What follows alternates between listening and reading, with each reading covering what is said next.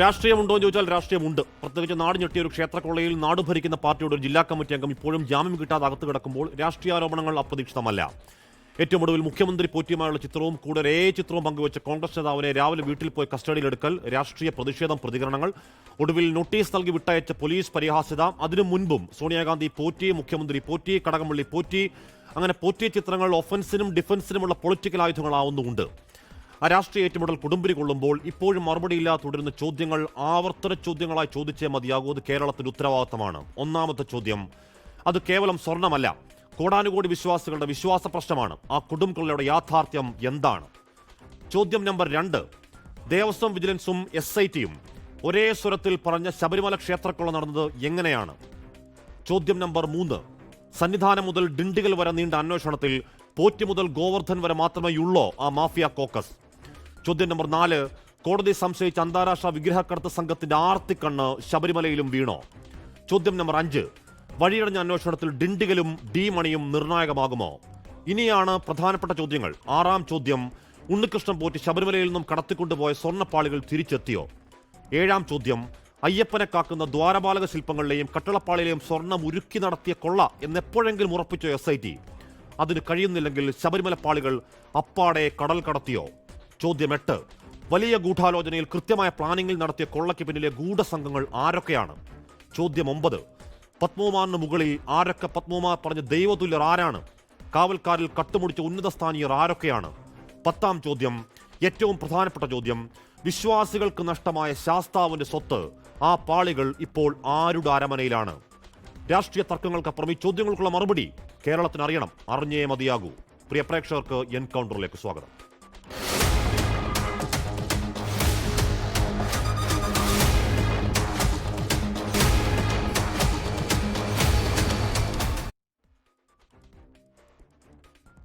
Justice B Kamal Pasha, Shri Mahesh Panicker, Shri KM Antony, Shri Reji Lukose, Shri Rahul Easwar എന്നിവർ ചർച്ച ചെയ്യും. അത് ഞാൻ ശ്രീ കമാൽ പാഷയിലേക്ക് പോകും. ശ്രീ കമാൽ പാഷ, നമ്മൾ ഇക്കഴിഞ്ഞ ദിവസങ്ങളൊക്കെ ഒരുപക്ഷെ തദ്ദേശ തെരഞ്ഞെടുപ്പ് അതിന് കാരണമായിരുന്നിരിക്കാം. അതിലെ പൊളിറ്റിക്കൽ കണക്ഷൻ, പോറ്റിയെ കയറ്റിയ പാരഡി, അതിൽ കേസെടുക്കൽ, യു-ടേൺ, അതായത് ഇന്നൊരു കോൺഗ്രസ് നേതാവിനെ നാടകീയമായി കസ്റ്റഡിയിലെടുക്കൽ, നോട്ടീസ് കൊടുത്ത് വിട്ടയക്കൽ. നോട്ടീസ് കൊടുക്കാനാണോ രാവിലെ വീട്ടിൽ നിന്ന് കാത്തു നിന്ന് കസ്റ്റഡിയിൽ എടുക്കേണ്ട കാര്യമൊക്കെ ഉണ്ടോ എന്ന ചോദ്യമുണ്ട്. അപ്പോഴും നമ്മൾക്കറിയാത്തത്, വിശ്വാസികൾക്കും കേരളത്തിനും അറിയേണ്ടത് ഈ കൊടുംകൊള്ളയുടെ യാഥാർത്ഥ്യം എന്തെന്നാണ്. ഇപ്പോഴും അതിലേക്ക് നയിക്കുന്ന ഒരു സൂചനയുമില്ലെങ്കിൽ അത് യഥാർത്ഥ ഭീകരമല്ലേ ശ്രീ കമാൽ പാഷ? ഉറപ്പാണ്. ഹാഷ്മിയുടെ ചോദ്യങ്ങളിൽ തന്നെ പലതിലും ഉത്തരവുണ്ട്. ഉദാഹരണമായിട്ട് ഇപ്പോൾ ഈ സ്വർണ്ണപ്പാളികൾ, ഈ കൊണ്ടുപോയ പാളികൾ, അതായത് ചെമ്പ് പാളികൾ സ്വർണം പൊതിഞ്ഞത്, ക്ലാഡ് ചെയ്തത്, അത് തിരിച്ചെത്തിയോ എന്ന് ചോദിച്ചാൽ എനിക്ക് മനസ്സിലായിട്ടുള്ളത് ആ സാധനം തിരിച്ചു കിട്ടിയിട്ടില്ലെന്നുള്ളതാണ്. കാരണം ആ ചെമ്പ് പാളിയുടെ തൂക്കത്തിൽ തന്നെ വലിയ വ്യത്യാസം ഉണ്ടായിരുന്നു വന്നപ്പോൾ. ആ വ്യത്യാസം വരണമെന്നുണ്ടെങ്കിൽ ഇത് സബ്സ്റ്റിറ്റ്യൂട്ട് ചെയ്താണ്, വേറെ സാധനം ഉണ്ടായിക്കൊണ്ട് വന്നതാണ്.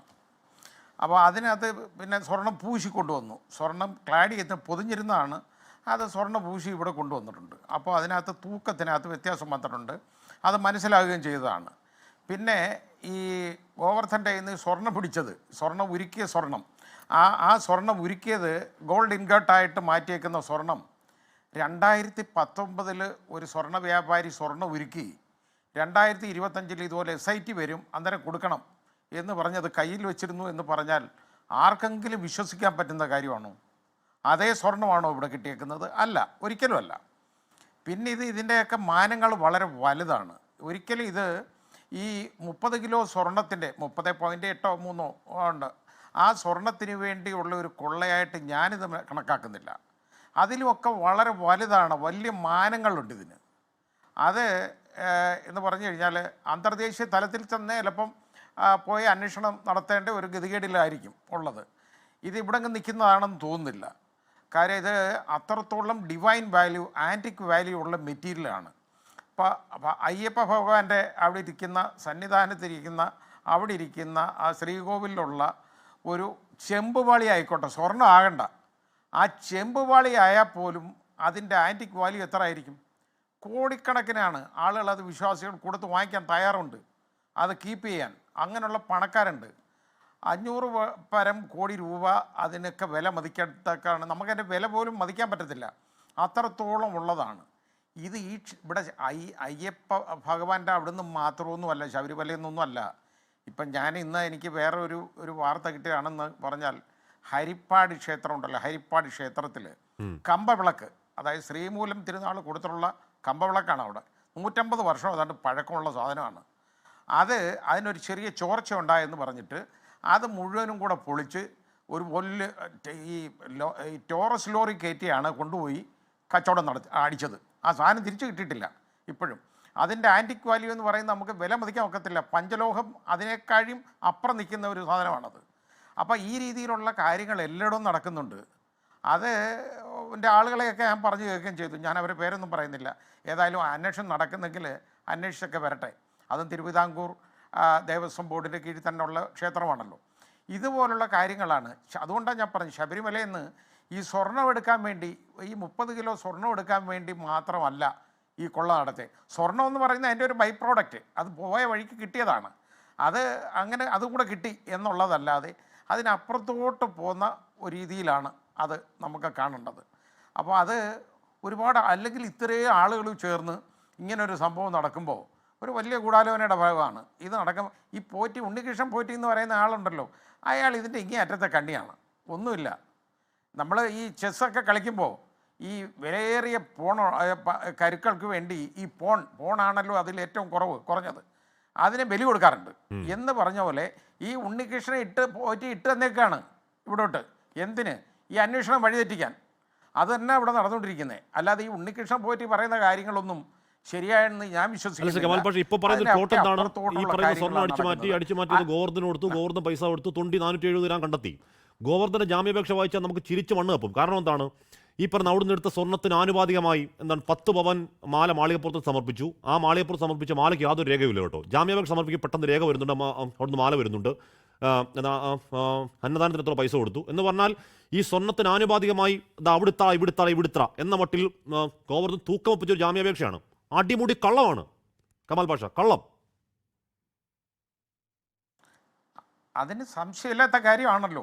കാരണം ഇത്രയും വലിയ കൊള്ളക്കാർ, ഈ കള്ളന്മാർ എന്ന് പറയുന്ന അവർ സത്യം പറയുമോ? അയാൾക്ക് എങ്ങനെയെങ്കിലും ജാമ്യം വേണം.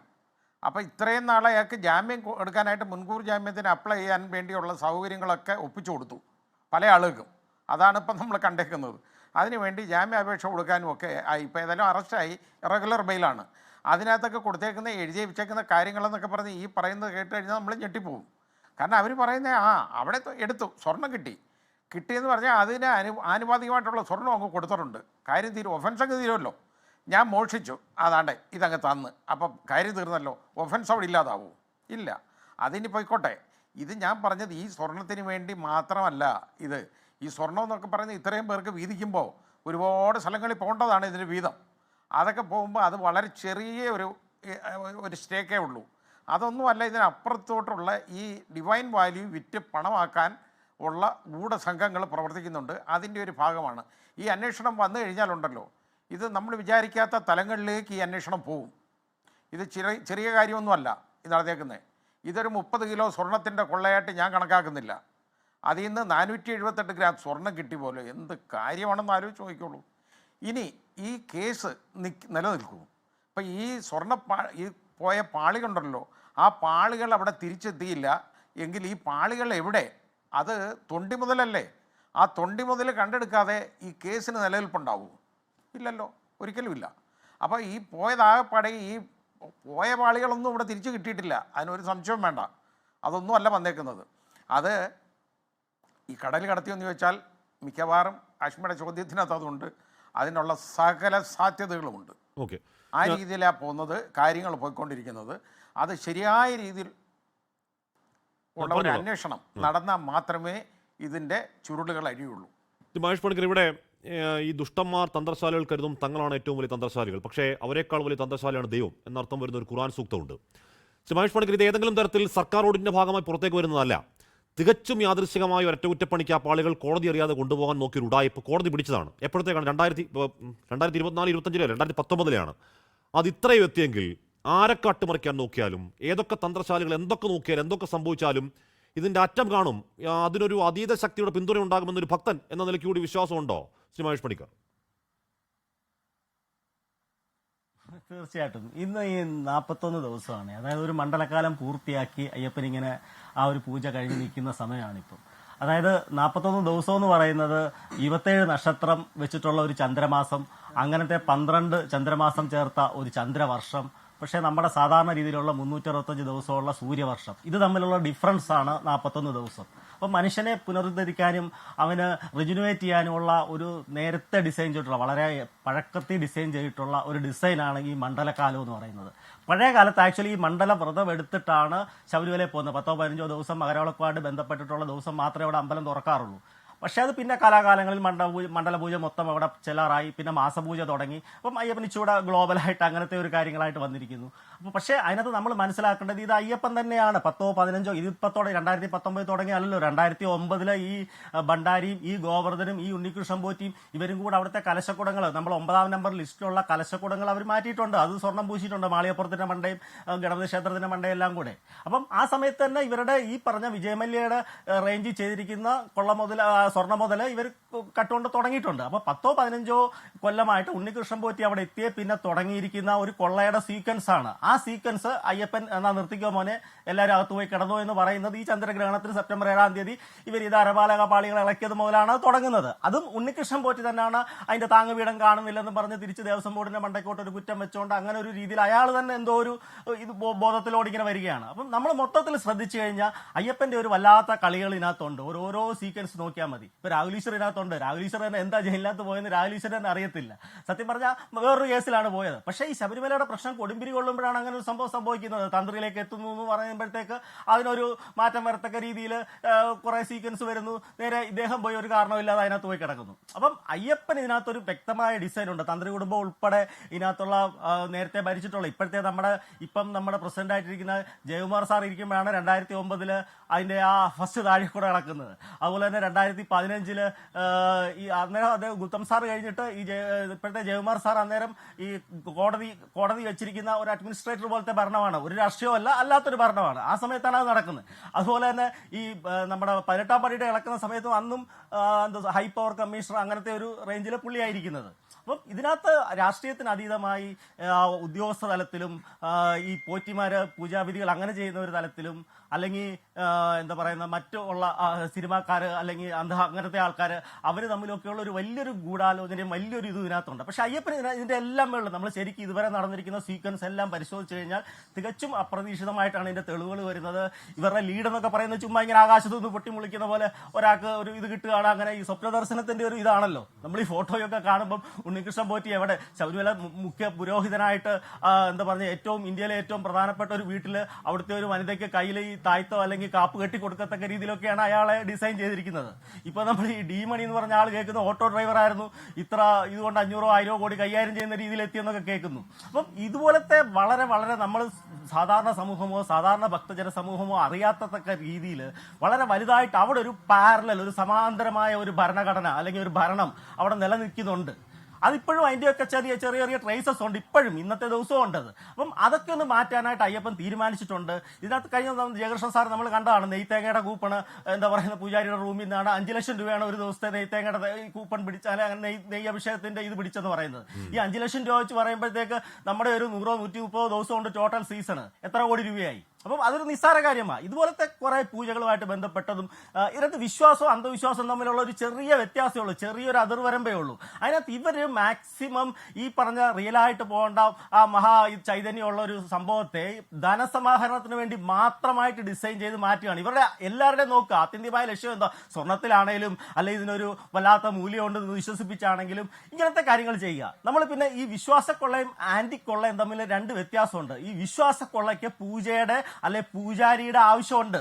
അതായത് വിശ്വാസക്കൊള്ളയായിട്ട് ഒരു സാധനം മേടിച്ചുകൊണ്ട് ഒരാൾ കൊണ്ടുപോയി അയാളുടെ ഡ്രോയി വെക്കില്ല, അയാളുടെ മറ്റേ ഈ പൂജാമുറി തന്നെ വെക്കില്ല. അതിന് അയാൾക്കൊരു പൂജാരിയുടെ ആവശ്യമുണ്ട്. ഒന്നീ ഈ ഒറിജിനൽ തന്ത്രിമാരുടെ ആവശ്യമുണ്ട്, അല്ലെങ്കിൽ നമ്മുടെ ഡ്യൂപ്ലിക്കേറ്റ് മഹാതന്ത്രിയായ ഉണ്ണികൃഷ്ണരുടെ ആവശ്യമുണ്ട്, അല്ലെ അങ്ങനത്തെ ആൾക്കാരെയൊക്കെ വെച്ചിട്ടാണ് ഇവർ ഈ പറഞ്ഞ വിശ്വാസക്കൊള്ള നടത്തുന്നത്.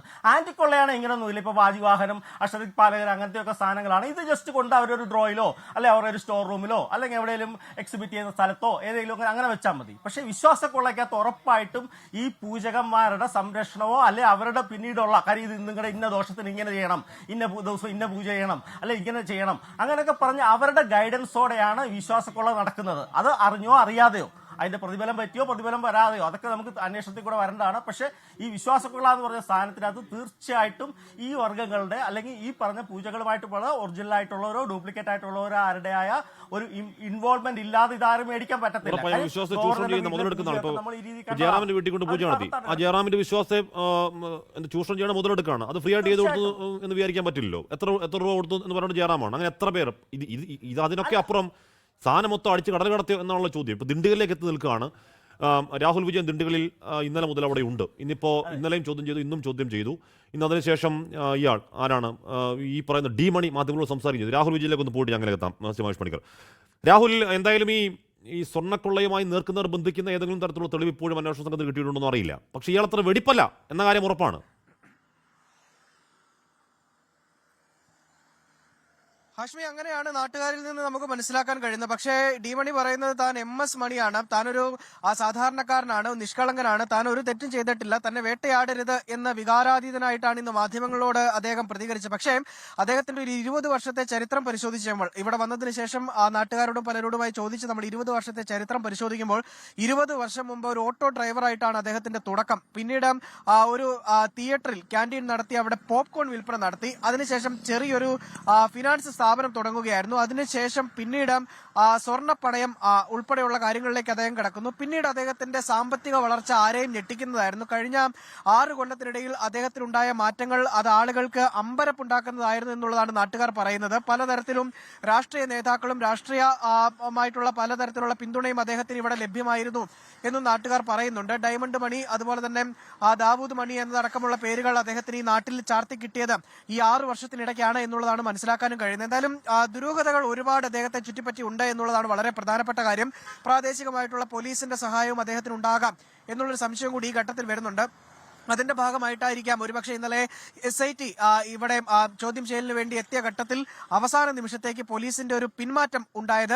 എന്തായാലും തമിഴ്നാട് പോലീസ് അതിന് നൽകുന്ന ഒരു വിശദീകരണം എന്ന് പറയുന്നത് SIT സംഘം ഇന്നലെ ഇവിടെ തുടരുമെന്നുള്ള കാര്യം അറിയിച്ചിരുന്നില്ല. അതുകൊണ്ടാണ് ഇന്നലെ വൈകിട്ട് മുതൽ ഏതെങ്കിലും തരത്തിലുള്ള ഒരു പിന്തുണ അല്ലെങ്കിൽ പോലീസിന്റെ ഭാഗത്ത് നിന്ന് അവരോടൊപ്പം പോകുന്ന നടപടി ഉണ്ടാകാതിരുന്നത് എന്നുള്ളതാണ് തമിഴ്നാട് പോലീസിന്റെ ഒരു വിശദീകരണം. അത് മുഖവിലേക്ക് എടുക്കുകയാണെങ്കിൽ അങ്ങനെ തന്നെ ആയിക്കോട്ടെ. പിന്നീട് SIT സംഘം തന്നെയാണ് ഇതിൽ കൂടുതൽ കാര്യങ്ങൾ വിശദീകരിക്കുകയും ചെയ്യണം. എന്തായാലും ഈ ഡി മണിക്ക് അവിടുത്തെ പോലീസിൽ അവിടുത്തെ മാധ്യമങ്ങളിലൊക്കെ വലിയ പങ്കുണ്ട്, വലിയ സ്വാധീനമുണ്ട് എന്ന കാര്യമൊക്കെ പുറത്തേക്ക് വരും. ഇന്നിപ്പോ മാധ്യമങ്ങളോട് സംസാരിച്ച ഡി മണിയുടെ വാക്കുകൾ കൂടി നൽകാം. எதுக்காக என்கிட்ட வராங்கன்னு தெரியல. 20 வருஷமா ஆட்டோ ஓட்டினேன். நான் இன்னும் பெருசாலாம் சம்பாதிக்கல. ஓகேவா? என் வாழ்க்கையை கேள்விக்குள்ளாக்கிட்டீங்க. இப்ப என்ன இது திரும்பி எப்படி சரியாகும்? நான் யாருமே தெரியாது பிரதர். எனக்கு தெரியுமான்னு கேட்க சொல்லுங்க. நீங்க விருதுநகர்ல வந்து இல்ல பிரதர், யாரும் வேணா கேட்க சொல்லுங்க பிரதர். இல்லையே, கேவலம் ஏவரமே நான் பண்ணது இல்லையா வரைக்கும். நான் கோயிலுக்கு மட்டும்தான் நான் வந்திருக்கேன். அவங்க அப்பா தவசத்துக்கு வந்திருக்கேன், திருவனந்தபுரத்துக்கு. அந்த ஒரு இது பண்ணுவாங்கல்ல, அங்க வந்திருக்கேன். நான் வேற எங்குமே வந்தது இல்ல. ஏன் என்ன இப்படி பண்றீங்க? எதுக்காக பண்றீங்க? உங்களுக்கு என்ன வேணும்? ஒரு சாமானிய ஒரு ஆள் இல்ல பிரதர், நான் ஒரு சாமானிய ஆள். ஏடா, நான் சூசைட் பண்ணி செத்துருவேன். സുഖേമാനണി, ഇന്നലെ ഈ കേരള കണക്ഷനെ പറ്റി ഡി മണി ഒന്നും പറഞ്ഞിട്ടില്ല. ഇന്നിപ്പോൾ കേരള കണക്ഷൻ ഉണ്ട്, കേരളത്തിൽ വന്നിട്ടുണ്ട്, തിരുവനന്തപുരത്ത് അദ്ദേഹം വന്നിട്ടുണ്ട്, ശബരിമലയിൽ പോയിട്ടുമുണ്ട്. ഇന്നാണത് പറയുന്നത് കേട്ടോ. ബാലസുബ്രഹ്മണ്യന്റെ ഈ പറയുന്ന സിം, അദ്ദേഹത്തിന്റെ പേരെടുത്ത സിമ്മിൽ എന്തുകൊണ്ട് ഉപയോഗിച്ചു എന്ന ചോദ്യത്തിന് ഇപ്പോഴും മറുപടിയില്ല. ഡി മണിക്ക് സ്വർണ്ണക്കടത്തിൽ എന്തെങ്കിലും പങ്കിനുള്ള കൃത്യമായ തെളിവ് ഇപ്പോഴും SITക്ക് ഉണ്ടോ എന്നറിയില്ല. പക്ഷേ ഈ കരച്ചിലും കണ്ണീരും ശത്രുവേ എന്ന ആത്മഹത്യാ ഭീഷണിയൊക്കെ അങ്ങനെ മുഖവിലക്കെടുക്കാൻ പറ്റിയൊരു നിഷ്കളങ്കതയാണോ ഈ ഡി മണിയിൽ കാണാനുള്ളത്, ശ്രീ കെ മാനണി? കാശ്മി അയാളെ കൃത്യമായിട്ട് ചോദ്യം ചെയ്തെങ്കിൽ മാത്രമേ ആ കാര്യങ്ങൾ പുറത്തേക്ക് വരൂ. ദുരൂഹതകളുള്ള ഒരു വ്യക്തിത്വമാണ് അയാൾ. കാരണം ഇന്നലെ നമ്മൾ വിഷ്വൽസ് കണ്ടു, ചാനലുകൾ അവിടെ പോയി എടുത്തിരുന്നത്. കാരണം ഈ ഒരു അന്വേഷണ സംഘത്തിൽപ്പെട്ട ഒരു DYSP ആണെന്ന് എനിക്ക് തോന്നുന്നു. അദ്ദേഹവും പിന്നെ വേറെ മറ്റ് ഓഫീസർമാരും ഉണ്ട്. അപ്പോൾ ആ അടഞ്ഞു കിടക്കുന്ന വാതിലിൻ്റെ പാളികൾക്കിടയിലൂടെ ആ വിഷ്വൽസ് എടുക്കുന്നുണ്ട്. അപ്പോൾ അയാൾ ആ സമയം വളരെ നെർവസ് ആയിരുന്നു. കേരള പോലീസിനെ കണ്ട ആദ്യ നിമിഷങ്ങളിൽ അയാൾ പകച്ച നിലയിലായിരുന്നു ഉണ്ടായിരുന്നത്. പക്ഷേ ഏതാനും സെക്കൻഡുകൾക്കകം അയാൾ പെട്ടെന്ന് അത് എന്താണ് പറയുന്നത് റിക്കവർ ചെയ്തു. എന്നിട്ട് അയാൾ മനസ്സിലാക്കിയത് കേരള പോലീസിൻ്റെ കയ്യിൽ അയാളെപ്പറ്റി കൃത്യമായിട്ടുള്ള തെളിവുകളൊന്നും ഇല്ല എന്നുള്ളൊരു ആത്മവിശ്വാസം അയാളുടെ പെരുമാറ്റത്തിൽ, ബോഡി ലാംഗ്വേജിലും ഒക്കെ കാണാൻ സാധിച്ചു. അത് വളരെ ഗൗരവതരമായിട്ടുള്ളൊരു കാര്യം തന്നെയാണ് നമ്മൾ നിരീക്ഷിക്കേണ്ടത്. അതുപോലെ തന്നെ ആ ഡോറിലൂടെ മാധ്യമ പ്രവർത്തകർ അല്ലെങ്കിൽ വീഡിയോസ് എടുക്കുന്നുണ്ടായിരുന്നു. പിന്നെ അതുപോലെ തന്നെ DYSP കുറച്ചുകൂടെ ഗൗരവത്തിലായിരുന്നുവെങ്കിൽ കുറച്ചുകൂടെ അയാൾക്ക് അത്രമാത്രം ഇതാവാൻ ആയില്ലായിരുന്നു. വളരെ ലാഘവത്തോടുകൂടി കാണുന്ന രീതിയിലാണ് ആ ചോദ്യം ചെയ്യലെന്ന് പറയാൻ പറ്റില്ല, സംഭാഷണമാണെങ്കിൽ പോലും അത് കണ്ടു. പക്ഷെ ഡീമണി എന്തോ കാര്യങ്ങൾ ഉള്ളത് തന്നെയാണ്. ഈ പ്രവാസി വ്യവസായിയുടെ വെളിപ്പെടുത്തലിൻ്റെ അടിസ്ഥാനത്തിലാണ് ഡീമണിയിലേക്ക് പോയത്. ഡീമണി കേരളത്തിൽ വന്നിട്ടില്ല, അല്ലെങ്കിൽ തിരുവനന്തപുരത്ത് വന്നിട്ടില്ല, ആകെ ശബരിമലയ്ക്ക് മാത്രമേ പോയിട്ടുള്ളൂ എന്നാണ് ഇന്നലെ പറഞ്ഞത്. പക്ഷേ ഇന്ന് അയാൾ മാധ്യമങ്ങളുടെ മുമ്പിൽ പറയുന്നുണ്ട്, ഞാൻ ശ്രീപത്മനാഭസ്വാമി ക്ഷേത്രത്തിൽ തിരുവനന്തപുരത്ത് വന്നിട്ടുണ്ട് എന്ന് പറയുന്നുണ്ട്. അത് ഏത് കാലഘട്ടത്തിലാണ്, എങ്ങനെയാണ്, എത്ര പ്രാവശ്യം വന്നു എന്നുള്ളതിനെ സംബന്ധിച്ച് വ്യക്തമായിട്ട് അയാൾ ഒന്നും തന്നെ പറയുന്നില്ല. അപ്പോൾ അയാൾ ശരിക്കും അതുപോലെ തന്നെ ഈ പറഞ്ഞ ബാലമുരുകൻ എന്ന് പറഞ്ഞ ആളുടെ തയ്യൽക്കാരനാണ്, വേറെ സാധാരണ തയ്യൽക്കാരൻ. അയാൾ തന്നെ പറയുന്നതനുസരിച്ച് ഒരു മാസം ഇയാൾ 4-5 സെറ്റ് ഡ്രസ്സുകൾ തയ്പ്പിക്കാൻ വരാറുണ്ട് എന്ന് പറയുന്നു. അപ്പോൾ അതിനർത്ഥം അയാൾ യാത്ര ചെയ്യുന്നു, എവിടെയെല്ലാമോ പോകുന്നു, അയാളുടെ വസ്ത്രങ്ങൾ പുതിയതായി വാങ്ങുന്നു എന്നുള്ളതാണ്. പിന്നെ അയാൾ പറയുന്ന പല കാര്യങ്ങളിലും ദുരൂഹത അല്ലെങ്കിൽ ഈ പറയുന്ന പ്രവാസി വ്യവസായ അദ്ദേഹത്തിന്റെ പേര് അദ്ദേഹം മറച്ചു വെക്കുന്നുകൊണ്ടാണ്. അദ്ദേഹത്തിന്റെ പേര് പറഞ്ഞാൽ കേരളത്തിന് അറിയാവുന്ന വ്യവസായം തന്നെയാണ്. അദ്ദേഹത്തെ അറിയുന്നവർക്ക് അദ്ദേഹം അങ്ങനെ ഒരു കള്ളം പറയേണ്ട കാര്യം ഉണ്ട് എന്ന് അതിന് പ്രത്യേകിച്ച് എന്തെങ്കിലും ആവശ്യമുള്ള ഒരു വ്യവസായമല്ല, അദ്ദേഹത്തിന് കേരളത്തിന് അറിയുന്ന ആളാണ്. ശ്രീ കെ മാനണി, ഈ പറഞ്ഞ ഡീമണിയെ കണ്ടതിന് ശേഷം SIT ഈ പ്രവാസി വ്യവസായ ആൾ ഇത് തന്നെയാണ് ചോദിക്കുന്നുണ്ട്, ആൾ ഇത് തന്നെയാണെന്ന് പറയുന്നുണ്ട്. അവിടെ പോയി അന്വേഷിക്കുമ്പോൾ ഇയാളുടെ ഈ പറഞ്ഞ ഓട്ടോക്കാരനായി തുടങ്ങി 6 വർഷത്തിനുള്ളിൽ ഇയാളുടെ മാരകമായ സാമ്പത്തിക വളർച്ച, ഡിണ്ടുകളിൽ കണ്ണായ സ്ഥലത്ത് 3 നില ബിൽഡിങ്, ഈ പറഞ്ഞ ബാക്കി ആസ്തി വകകൾ ഒക്കെ സംശയത്തിൽ നിലയിൽ തന്നെയാണ്, ഒരു തർക്കമില്ല. പക്ഷേ ഇത് കേവലം മൊഴി മാത്രം പോരല്ലോ, ഇതിലേക്ക് നയിക്കണമെങ്കിൽ കൃത്യമായ തെളിവുകൾ വേണം. അത് കിട്ടുമോ എന്നാണ് ചോദ്യം, ശ്രീ കെ മാനണി. തീർച്ചയായിട്ടും അതിന് കൃത്യമായ തെളിവുകൾ ശേഖരിക്കാൻ സാധിക്കും. കാരണം ഇയാളെ തിരിച്ചറിഞ്ഞുവെങ്കിൽ ബാക്കിയുള്ള തെളിവുകൾ ശേഖരിക്കേണ്ടത് SITയുടെ ഉത്തരവാദിത്തപ്പെട്ട കാര്യങ്ങൾ തന്നെയാണ്. കാരണം അവിടെ MSRD എന്നാണ് അയാളുടെ ബിൽഡിങ്ങിൻ്റെ മുകളിൽ എഴുതി വെച്ചിരിക്കുന്നത്. അയാളുടെ പേരെന്ന് പറയുന്നത്, അയാൾ പറയുന്നതനുസരിച്ച് M സുബ്രഹ്മണ്യൻ എന്നാണ്. സുബ്രഹ്മണ്യൻ എന്ന് പറയുന്ന മണി. അപ്പം MSRD എന്നുള്ളതിലെ D എന്താണെന്ന് നമ്മൾ ആരും തന്നെ ശ്രദ്ധിച്ചിട്ടില്ല. കാരണം ആ കെട്ടിടത്തിൻ്റെ മുകളിൽ തന്നെ എഴുതി വെച്ചിട്ടുള്ളതാണ്. അയാളെ സംബന്ധിച്ചിടത്തോളം ആ നാട്ടിൽ അയാളെപ്പറ്റി എതിരായിട്ട് അഭിപ്രായങ്ങളൊന്നുമില്ല. പോലീസിൽ നല്ല അഭിപ്രായം, നാട്ടുകാർക്കും നല്ല അഭിപ്രായം. പെട്ടെന്നൊരു വളർച്ച 6 വർഷത്തിനുള്ളിൽ ഉണ്ടായി എന്ന് പറയുന്നതല്ലാതെ അയാളുടെ കച്ചവടങ്ങളെ സംബന്ധിച്ചൊന്നും പറയാൻ സാധിക്കുന്നില്ല. അയാൾക്ക് മറ്റ് മുഖങ്ങളുണ്ടെന്നുള്ളത് തന്നെയാണ് നമ്മൾ അതിൽ നിന്ന് മനസ്സിലാക്കേണ്ടത്. കാരണം അയാൾക്ക് ചെന്നൈയിലും വിരുദ്നഗറിലും ഈ പറഞ്ഞ ഡിണ്ടുകളിലും അയാൾക്ക് ഓഫീസുള്ളതായിട്ടാണ് അറിയാൻ കഴിയുന്നത്. അപ്പം അയാൾ ആരുടെയെങ്കിലും ബിനാമിയാണോ?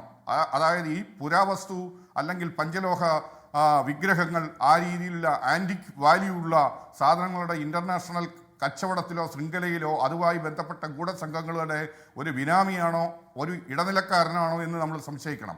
കാരണം എന്താണെന്ന് ചോദിച്ചാൽ ഈ ഫോൺ അയാൾ 6 വർഷമായിട്ട് ആ ഫോൺ ഉപയോഗിക്കുന്നുണ്ട്. ഈ പറഞ്ഞ തയ്യൽക്കാരൻ്റെ ഫോണാണ് അയാൾ ഉപയോഗിക്കുന്നത്. അയാളെ സംബന്ധിച്ചിടത്തോളം അയാൾക്ക് ഇതിനെ സംബന്ധിച്ച് ഒന്നും തന്നെ ഇയാളുടെ നീക്കങ്ങളെ പറ്റി അറിഞ്ഞുകൂടാ.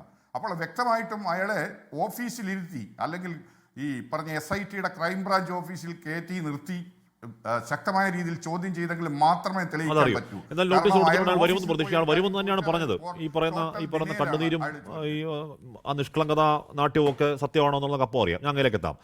ശ്രീ രാഹുൽ ഈശ്വർ, നേരത്തെ മഹേഷ് പണിക്കർ താങ്കളുടെ ജയിൽ പോക്കും ഈ പറഞ്ഞ എൻ്റെ സാഹചര്യം തമ്മിൽ ഒന്ന് കണക്ട് ചെയ്ത് സംസാരിച്ചു. താങ്കൾക്ക് അത് വേണമെങ്കിൽ മറുപടി പറയാം. രാഹുൽ ഈശ്വർ, SITക്ക് ഈ ഘട്ടത്തിൽ പരിമിതിയാണ്. ഇനി ഡീമണിയാണ് കണ്ണിയെങ്കിൽ അതിന് തമിഴ്നാട് പോലീസിന് സഹായം വേണം. നിലവിൽ വലിയ സഹായം കിട്ടുന്നില്ല എന്നാണ് കേൾക്കുന്നത്. അതിന് കൃത്യമായ കാരണങ്ങളുണ്ടെന്നും പറയപ്പെടുന്നുണ്ട്. ഇനി കടൽ കടത്തിയെങ്കിൽ വിദേശത്ത് പോയി SITക്ക് അന്വേഷിക്കാൻ കേന്ദ്രാനുമതി വേണം. സ്വാഭാവികമായും അന്വേഷണം CBIയിലേക്ക് എന്ത് വേണം മനസ്സിലാക്കാൻ. CBI ED ഒക്കെ അന്വേഷണം കറപ്റ്റാണെന്ന് ആരോപണം ഉയരാൻ തുടങ്ങിയിട്ട് കുറേ വർഷമായി. ഇപ്പോൾ ഡിപ്ലോമാറ്റിക് ബാഗേജ് സ്വർണ്ണക്കടത്തിൽ മല പോലെ വന്ന് എലിപോലെ പോയ അന്വേഷണം ഒരുപാട് നമ്മൾ കണ്ടതുമാണ്. ചുരുക്കത്തിൽ രാഹുൽ ഈശ്വർ, ശബരിമല ക്ഷേത്രക്കൊള്ളയിലെ മഹാരഹസ്യങ്ങൾ അനന്തകാലത്തോളം നമ്മൾ ഒന്നും അറിയാതെ രഹസ്യമായി തുടരുമോ? രാഹുൽ. ഹാഷ്മി, 3 കാര്യങ്ങൾ. ഒന്ന്, അങ്ങ് ചോദിച്ചുകൊണ്ട് കഴിഞ്ഞ തവണ ഞാൻ ജയിലിൽ കിടന്നപ്പോൾ 4-1 എന്ന സുപ്രീം കോടതി വിധിന്യായം മാറിയിട്ടുണ്ടായിരുന്നു. ഞാൻ മാത്രമല്ല, ഞങ്ങളെപ്പോലെ ഒരുപാട് ആൾക്കാർ, ഇവിടെ ഇരിക്കുന്ന വേറെ ആരും അങ്ങനെ ശബരിമലയ്ക്ക് വേണ്ടി ജയിലിൽ പോയിട്ടുണ്ടെന്ന് എനിക്ക് തോന്നുന്നില്ല. അപ്പോൾ വിശ്വാസികൾ വിശ്വാസത്തോടെ സത്യത്തിന് വേണ്ടി പോരാടിയാൽ അയ്യപ്പൻ സപ്പോർട്ട് ചെയ്യും. ഇനി ഇതേപോലെ കേരളത്തിൽ ഒരു മെൻസ് കമ്മീഷൻ വരുമ്പോഴും ഇതിന്റെ ഗുണം എല്ലാവർക്കും കിട്ടും. അപ്പോഴും ഞങ്ങളെപ്പോലുള്ള കുറെ പേര് മെനക്കെട്ട് ഇറങ്ങിയോണ്ടാണ് എന്നവർ തിരിച്ചറിഞ്ഞാൽ മതി. 2, ഈ വിഷയം ബഹുമാനപ്പെട്ട ഹൈക്കോടതിയാണ് ഇതിലെ തന്ത്രകുടുംബത്തിലേക്ക് അന്വേഷണം നീളുന്നതിന് നിമിത്തമായി താങ്കൾ ജയിലിൽ പോയതിനെ കാണാണ് ശ്രീ മഹേഷ് പണിക്കർ. രണ്ട് തന്ത്രി കുടുംബത്തിലേക്ക് എവിടെയാണ് അന്വേഷണം നീണ്ടത്? തന്ത്രിമാരോട് മൊഴിയെടുക്കാൻ വേണ്ടിയല്ലേ വിളിപ്പിച്ചത്? മൊഴിയെടുക്കാൻ വിളിപ്പിച്ചതിനെ മാറ്റി ചോദ്യം ചെയ്യലെന്ന് നമ്മൾ പറഞ്ഞു കഴിഞ്ഞാൽ അങ്ങനെ ആവുമോ? ബഹുമാനപ്പെട്ട ഹൈക്കോടതിയുടെ 9 ഇടക്കാല വിധി ന്യായങ്ങളും ഒരുപക്ഷെ ഹാഷ്മി വായിച്ചു കാണും. അതിലെവിടെങ്കിലും തന്ത്രിക്കെതിരെയോ ബാക്കി ആർക്കെതിരെയും പരാമർശമുണ്ടോ? ഈ കാടടച്ച് വെടിവെക്കുന്നതിൽ എന്തർത്ഥമാണുള്ളത്? നമുക്ക് ആർക്കെങ്കിലും ഇതിനെക്കുറിച്ച് എന്തെങ്കിലും അറിയാവോ? കോടതി പറയുന്നതല്ലാതെ നമുക്കാർക്കും SITയുടെ ഉള്ളിലുള്ള കാര്യങ്ങൾ അറിയില്ല, കോടതിയിൽ പറയുന്നത് അറിയില്ല. അപ്പം ബഹുമാനപ്പെട്ട കോടതി വിധിന്യായങ്ങൾ വായിക്കുക, കോടതി വിധിന്യായങ്ങളിൽ എന്ത് പറയുക, അതിന്റെ ബേസ് ചെയ്ത് അനുമാനങ്ങളിൽ എത്തുക എന്നൊരു വഴി മാത്രമല്ലേ ഉള്ളൂ. അല്ലാതെ നമുക്ക് ഗൂഢാലോചനാ സിദ്ധാന്തങ്ങൾ അവതരിപ്പിക്കാവുന്നല്ലാതെ ബാക്കി എന്ത് കാര്യമുള്ളത്? അവിടെയാണ് നമ്മൾ ഈ വിഷയം വളരെ സെൻസിറ്റീവ് ആയിട്ട് എടുക്കണം. ഞാനിപ്പോൾ റെജി ലൂക്കോ സാറിനെതിരുള്ള വ്യക്തിയാണ്, CPM വിരുദ്ധനാണ്. പക്ഷെ ഞാൻ ഒരിക്കലും CPMന്റെ ആരെങ്കിലും കടന്നാക്രമിക്കാത്തതോ കടകംപള്ളി സാറിന്റെയോ പിണറായി വിജയൻ അവരുടെയോ പേര് പറയാത്തത് അവരുടെ പേരുകൾ തൽക്കാലമില്ല. നാളെ വരികയാണെങ്കിൽ പറയാം. അതേപോലെ നാളെ ആരുടെ പേര് വരികയാണെങ്കിൽ നമ്മൾ പറയണം, അവരെ അതിശക്തമായി ആക്രമിക്കണം. പക്ഷേ കയ്യിലിരിക്കുന്ന കോൺസ്പിറസി തിയറീസ്, ഗൂഢാലോചന സിദ്ധാന്തങ്ങൾ വെച്ച് പറയുന്നതിന് എന്ത് അർത്ഥമാണുള്ളത്? അവിടെയാണ് ഹാഷ്മി ആദ്യം ചോദിച്ചതും കമാൽ പാഷ് സാർ പറഞ്ഞതും ഒക്കെ പ്രസക്തമായ കാര്യങ്ങൾ. അതായത് അവിടത്തെ സ്വർണം പതിച്ച ചെമ്പ് പാളികൾ എവിടെ എന്ന ചോദ്യം ബാക്കി നിൽക്കുന്നു. ഇതിന്റെ ഒറിജിനൽ വീണ്ടെടുക്കണം. ഇപ്പൊ സംഭവിക്കുന്നത് ടാല് ചെയ്ത് തൂക്കം ഒപ്പിച്ച് എന്തെങ്കിലും രീതിയിൽ രക്ഷപ്പെടുത്താൻ ആൾക്കാർ നോക്കുകയാണ്. അതിനൊന്നും യാതൊരു അർത്ഥവുമില്ല. ഇനി വേണ്ട കാര്യങ്ങൾ എന്താ? നമുക്ക് ഇതിന്റെ ഡിസ്കവറി വേണം, പ്രോപ്പർ ഡോക്യുമെന്റേഷൻ വേണം. അതോടൊപ്പം ഇത് ആരൊക്കെയാണ് പങ്കുള്ളത്? ഈ കൊള്ളയിൽ കവർച്ചയിൽ, കടത്തൽ പോലുമല്ല, കൊള്ളയും കവർച്ച, ഹേസ്റ്റ് ആൻഡ് പ്ലണ്ടർ എന്ന് ഹൈക്കോടതി പറഞ്ഞ കാര്യങ്ങളിൽ നമുക്ക് അതിന്റെ ശിക്ഷയും വേണം. ഈ കാര്യങ്ങളല്ലേ നമുക്ക് വേണ്ടത്. ഇപ്പം വേണമെങ്കിൽ എനിക്ക് റെജി ലൂക്കോ സാറിനെ അടിക്കാനോ, അതുകൊണ്ടാണ് ഈ സഖാക്കളാണ് അയ്യപ്പ എന്ന പാട്ട് വന്നപ്പോൾ ഞാൻ പറഞ്ഞത് അങ്ങനെയല്ല. സഖാക്കൾ ഉണ്ടേ അയ്യപ്പ പാട്ട് നല്ലതാണ്, ഞാൻ കുഞ്ഞബ്ദുള്ളയെ വിളിച്ച് അഭിനന്ദിക്കുകയും ചെയ്തു. പക്ഷേ സഖാക്കൾ ഉണ്ടേ അയ്യപ്പ എന്നേ പറയാവൂ. കാര്യം എല്ലാ സഖാക്കളും മോശക്കാരൊന്നുമല്ല. ശബരിമലയുടെ ചരിത്രത്തിലിരുന്ന ഏറ്റവും നല്ല ദേവസ്വം മന്ത്രി ഒരു സഖാവാണ്, ശ്രീ ജി സുധാകരൻ. പ്രയാർ സാറാണ്, കോൺഗ്രസ്സുകാരനാണ് ഏറ്റവും നല്ല ദേവസ്വം പ്രസിഡന്റ്. അപ്പോൾ ഒരുപാട് പേര് നല്ലവരുണ്ട്, ഇല്ലെന്നല്ല. അപ്പോൾ ഇതൊരു കക്ഷി രാഷ്ട്രീയത്തിന് വേണ്ടിയോ നമ്മുടേതായ സിദ്ധാന്തങ്ങൾ അവതരിപ്പിക്കാനോ വേണ്ടിയല്ല. സ്വാമി അയ്യപ്പന്റെ കാര്യം പറയുമ്പോൾ 100% നമ്മൾ സത്യമായിരിക്കണം. ആ സത്യം പറഞ്ഞുകൊണ്ടാണ്, ഹാഷ്മിക്കൊക്കെ ഓർമ്മ കാണും, 2018 എല്ലാവരും എന്നെയൊക്കെ മത്സരിച്ച് പുച്ഛിക്കുമായിരുന്നു. എന്റെ നെഞ്ചിൽ ചവിട്ടിയ യുവതികൾ ശബരിമലയെ കയറും എന്ന് പറഞ്ഞപ്പോൾ ആൾക്കാർ ഒരുപാട് ട്രോൾ ചെയ്തു. ഇപ്പൊ ആത്യന്തികമായ നിലപാട് ജയിക്കുന്നത് നമ്മൾ സത്യം പറഞ്ഞുകൊണ്ടാണ്. ആ സത്യത്തിൽ നമ്മൾ നിൽക്കണം. ഇവിടുത്തെ വിഷയം എന്താ? SITക്ക് ഇപ്പൊ ജസ്റ്റിസ് ബദറുദ്ദീന്റെ ബെഞ്ചിൽ അതിശക്തമായ വിമർശനം ഉണ്ടായി. അപ്പൊ SIT കാട്ടിക്കൂട്ടുന്ന കാര്യങ്ങളാണോ ഇതൊക്കെ? പൊളിറ്റിക്കൽ എക്സിക്യൂട്ടീവിലേക്കോ അല്ലെങ്കിൽ പൊളിറ്റിക്കൽ തലത്തിലേക്ക് അന്വേഷണം പോകുന്നതിന് പകരം ബാക്കി കുറെ ആൾക്കാരെ പിടിച്ച് അവിടെ നിന്നും കുറെ തൂക്കം ഒപ്പിച്ച് കാര്യങ്ങൾ രക്ഷപ്പെടുത്താൻ ശ്രമിക്കുകയാണോ? SIT ഒരു മേക്ക് ബിലീഫിലേക്ക് പോവുകയാണോ? അല്ല രാഹുൽ, ഇവിടെ ഓരോരുത്തർക്കും ഇഷ്ടംപോലെ സമയം കിട്ടി. രാഹുൽ, ഇവിടെ പോറ്റിയടക്കം കസ്റ്റഡിയെടുക്കുന്ന എപ്പോഴാണ്? ഈ പങ്കജ് ഭണ്ഡാരിയെയും ഗോവർദ്ധനെയും കസ്റ്റഡിയെടുക്കുന്ന എപ്പോഴാണ്? ഇവർക്ക് ഇഷ്ടംപോലെ സമയം കിട്ടി. ഇവർ ഈ ഗോവർദ്ധനൊന്നും ചെറിയ പുള്ളികളല്ല. എന്താണ്, വലിയ സഹസ്ര കോടികളുടെ ആസ്തിയുള്ള ബെല്ലാരി സംഘത്തിനൊക്കെ പിന്തുണയുള്ള വലിയ വലിയ പുള്ളികളാണ്. വലിയ നിയമോപദേശം. അവർക്ക് വേണ്ടി ഹാജരാവാൻ ഇറങ്ങുന്ന വക്കീലന്മാരുടെ പറഞ്ഞു കേൾക്കുന്ന പേരുകൾക്കിടയിൽ ഞെട്ടും. കോടിക്കണക്കിന് വിലയുള്ള വക്കീൽമാർ ഇറക്കാൻ ആസ്തിയുള്ളവരാണ്. കൃത്യമായ നിയമത്തിന്റെ അടിസ്ഥാനത്തിൽ SITയുടെ ചോദ്യങ്ങളെ കൃത്യമായി പൊളിക്കാൻ കഴിയുന്ന രീതിയിൽ വളരെ വളരെ സുഭദ്രമായ മറുപടി മാത്രമേ നൽകുന്നുള്ളൂ എന്നാണ് പറയുന്നത്. അത് ബ്രേക്ക് ചെയ്യാൻ SITക്ക് ഇപ്പോഴും കഴിയുന്നില്ല. മൊത്തത്തിൽ കുറെ പിഴവുണ്ട് രാഹുൽ ഈശ്വർ, അത് പറഞ്ഞു തുടങ്ങണം. അവിടെ നമ്മൾ പേടിക്കേണ്ട കാര്യം ഹൈക്കോടതിയാണ് പരാതിക്കാരൻ. നമ്മൾ പേടിക്കേണ്ടാത്തതിന്റെ കാര്യം എന്താ അറിയാമോ? ഹൈക്കോടതിയാണ്. ജസ്റ്റിസ് രാജാ വിജയരാഘവനും ജസ്റ്റിസ് ജയകുമാർ സാറും അടങ്ങുന്ന ബെഞ്ച് വളരെ ഗൗരവത്തോടെ എടുക്കുകയും അതിവൈകാരികമായ ഭാഷയിൽ, പൊതുവെ കോടതികൾ പറയാത്ത രീതിയിൽ, എന്താ പറയുക, ഇന്റൻസായി പറയുന്ന ഭാഷ പോലും നമ്മൾ കാണുകയുണ്ടായി. അതുകൊണ്ട് നമ്മൾ വറി ചെയ്യേണ്ട കാര്യമില്ല. അവിടെയാണ് SIT ആദ്യ ഘട്ടത്തിൽ ഒരുപക്ഷെ ഹാഷ്മി അടക്കം എല്ലാവരും നന്നായി പോകുന്നു എന്ന് നമുക്കടക്കം തോന്നി. പക്ഷേ പിന്നീട് ഡിസംബർ 4-5 തീയതികളിലും ഇലക്ഷൻ സമയത്ത് വന്നപ്പോൾ, എന്നെയൊക്കെ പിടിച്ചകത്തിരുന്ന ഇലക്ഷന്റെ സമയം വന്നപ്പോൾ SIT മന്ദഗതിയിലായി, രാഷ്ട്രീയ സ്വാധീനത്തിന് വശംവദ ഇങ്ങനൊരു വിമർശനമാണ് ജസ്റ്റിസ് ബദറുദ്ദീന്റെ ബെഞ്ചിന്റെ അകക്കാമ്പുള്ളത്. നമുക്കിപ്പോൾ അടിസ്ഥാനപരമായി വേണ്ടത് എന്താ? നമുക്ക് ആ സ്വർണം തിരിച്ചെടുക്കണം. ആ സ്വർണ്ണപ്പാളികൾ കോടിക്കണക്കിന് രൂപയ്ക്ക് വിറ്റിട്ടുണ്ടോ? ശ്രീ രമേശ് ചെന്നിത്തലയുടെ ആരോപണത്തിന്റെ പ്രസക്തി എവിടെയാണ്? ശ്രീ രമേശ് ചെന്നിത്തല താങ്കൾ പറഞ്ഞതുപോലെ വളരെ പ്രമുഖനായ ഒരു വ്യവസായിയെ കോട്ട് ചെയ്തു. ആ വ്യവസായി SITക്ക് മൊഴി കൊടുത്തു. പ്രൊസീജിയർ എല്ലാം കൃത്യമായി പാലിച്ചു. അപ്പോൾ ഇതിന്റെ പിന്നിൽ അന്വേഷണം നടക്കണം. അതായത് സുഭാഷ് കപൂർ എന്ന് പറയുന്ന 1100 മുതൽ 1500 കോടി വരെ നെറ്റ്വർക്കുള്ള ഒരു സ്മഗ്ലിംഗ് റാക്കറ്റാണ് സുഭാഷ് കപൂർ. അതേപോലുള്ള റാക്കറ്റ് ഇതിന്റെ പിന്നിൽ ഉണ്ടോ എന്ന് സംശയം ചോദിച്ചത് ഹൈക്കോടതിയാണ്. അപ്പോൾ ആ ഹൈക്കോടതിക്ക് സമാനമായി ഡി മണി, ഇയാളെ കണ്ടിട്ട് അങ്ങനെ തോന്നുന്നില്ല, പക്ഷേ ഈ ഡി മണി സ്കൂട്ടറൊക്കെ ഓടിച്ചു പോകാൻ ഇനി ചിലപ്പോൾ പിന്നിൽ കാണും, മീഡിയക്കാരെ കാണിക്കാൻ വേണ്ടി ചെയ്തതായിരിക്കും.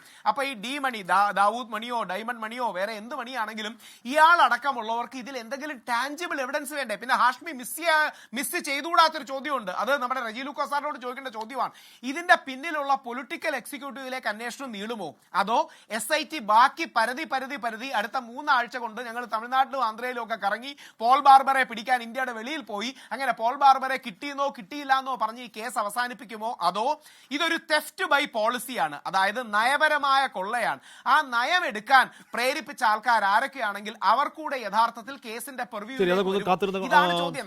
ഇപ്പോൾ സ്കൂട്ടറിൽ വന്ന ഡിമണിയുടെ കാര്യം കണ്ട് നമ്മളങ്ങ് അലിയണ്ട. കാര്യം അയാൾക്ക് ഒരു വലിയ അവിടെ കണ്ണായ എന്താണ് കോടികൾ വിലയുള്ള കണ്ണായ സ്ഥലത്ത് 3 നില ബിൽഡിംഗ് ഉണ്ട്, അവിടെ പഞ്ചനക്ഷത്ര ഓഫീസുണ്ട്, കാറൊന്നുമില്ല, ചുമ്മാ പറയുന്നതാണ്. ഈ പറഞ്ഞ സ്കൂട്ടർ മാത്രമൊന്നുമല്ല, അത് ജസ്റ്റ് കാണിക്കാൻ വേണ്ടി കണ്ണിപ്പോയി ഇടാൻ വേണ്ടി കാണിച്ച ഒരു നാടകമാണ്. അതെന്തായാലും ഇത്രയും വലിയ കോടീശ്വരന് ഒരു കാർ ഉണ്ടാവാതിരിക്കത്തില്ല, ഒരു ഇലക്ട്രിക് സ്കൂട്ടർ മാത്രമാവില്ല ഉണ്ടാവുക.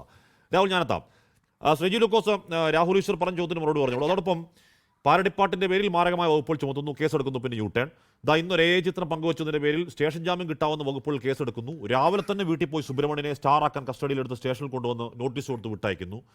ഈ സർക്കാരിനെ പിന്നെയും കുഴപ്പത്തിലാക്കാൻ ഈ പോലീസ് ഇറങ്ങി പുറപ്പെട്ടിരിക്കുകയാണോ നിരന്തരമായി റജി? ഹാഷ്മി, പാരഡിപ്പാട്ടിന്റെ പേരിൽ കേസെടുത്തതിനെ പരസ്യമായിട്ട് വിമർശിച്ചിട്ടുള്ള ഞാൻ. കാരണം അതൊരു എന്താ പറയുക, ഒരു പബ്ലിസിറ്റി ഒരു 10 ഇരട്ടി ആ പാട്ടിന് ഉണ്ടാക്കി കൊടുക്കുകയത്. പക്ഷേ ഇന്ന് ബഹുമാനപ്പെട്ട സുബ്രഹ്മണ്യം KPCC ജനറൽ സെക്രട്ടറി വീട്ടിൽ പോയി അദ്ദേഹത്തിനെ കസ്റ്റഡിയിലെടുത്തതിന് നിങ്ങൾ എങ്ങനെയാണ് ഈ പാർട്ടിക്ക് പിഴവ് പറ്റിയെന്ന് പറയുന്നത്? നിങ്ങൾ ഒരു കാര്യം ഇടപെടരുത്. ഒറ്റ കാര്യം പറയാം. ഈ പറയുന്ന പാരഡിപ്പാട്ടിലൂടെ കേരളത്തിലെ ജനങ്ങളെ തെറ്റിദ്ധരിപ്പിക്കാൻ ശ്രമിച്ച എന്താ പറയുക, സകല രീതിയിലുള്ള ആഹ്ലാദ പ്രകടനം നടത്തിയ ഈ കോൺഗ്രസ് പാർട്ടി അല്ലെങ്കിൽ ഈ UDF സോണിയാഗാന്ധിയുടെ വീട്ടിൽ പ്രമുഖരായിട്ടുള്ള നേതാക്കന്മാർക്ക് ഒരു അപ്പോയിൻമെന്റ് കിട്ടാതെ അവരുടെ അപ്പോയിൻമെന്റ് കിട്ടാത്തതിന്റെ പേരിൽ കേരളത്തിലൊരു പാർട്ടി തന്നെയുണ്ട് കരുണാകരന്റെ. ഇന്നത്തെ മുഖ്യമന്ത്രി ഹിമന്ത ബിശ്വ ശർമ്മ ഈ പറഞ്ഞ പോലെ തന്നെ അപ്പോയിൻമെന്റ് കിട്ടാത്തതിന്റെ പേരിൽ BJP പോയി മുഖ്യമന്ത്രിയാണ്. അങ്ങനെയുള്ള ബഹുമാനപ്പെട്ട സോണിയാഗാന്ധിയുടെ വീട്ടിൽ ഈ മനുഷ്യൻ 2 തവണ ഈ ഗോവർദ്ധനോടൊപ്പം എങ്ങനെയെന്നു, അതോ അയാളെ കൊണ്ടുപോയതോ അല്ലെങ്കിൽ അയാളുടെ ഒപ്പം പോയതോ അല്ലെങ്കിൽ അയാൾ ക്ഷണിച്ചിട്ട് പോയതോ വാട്ടർ മേ ബി 2 MP-മാർ, അതിലൊരാൾ UDF-ന്റെ കൺവീനറാണ്. ആ ചിത്രം പരസ്യമായിട്ട് വെളിയിൽ വന്നപ്പോൾ ആരും നിഷേധിച്ചില്ല. പിന്നെ പബ്ബായിരുന്നു മറുപടികൾ കംപ്ലീറ്റ്.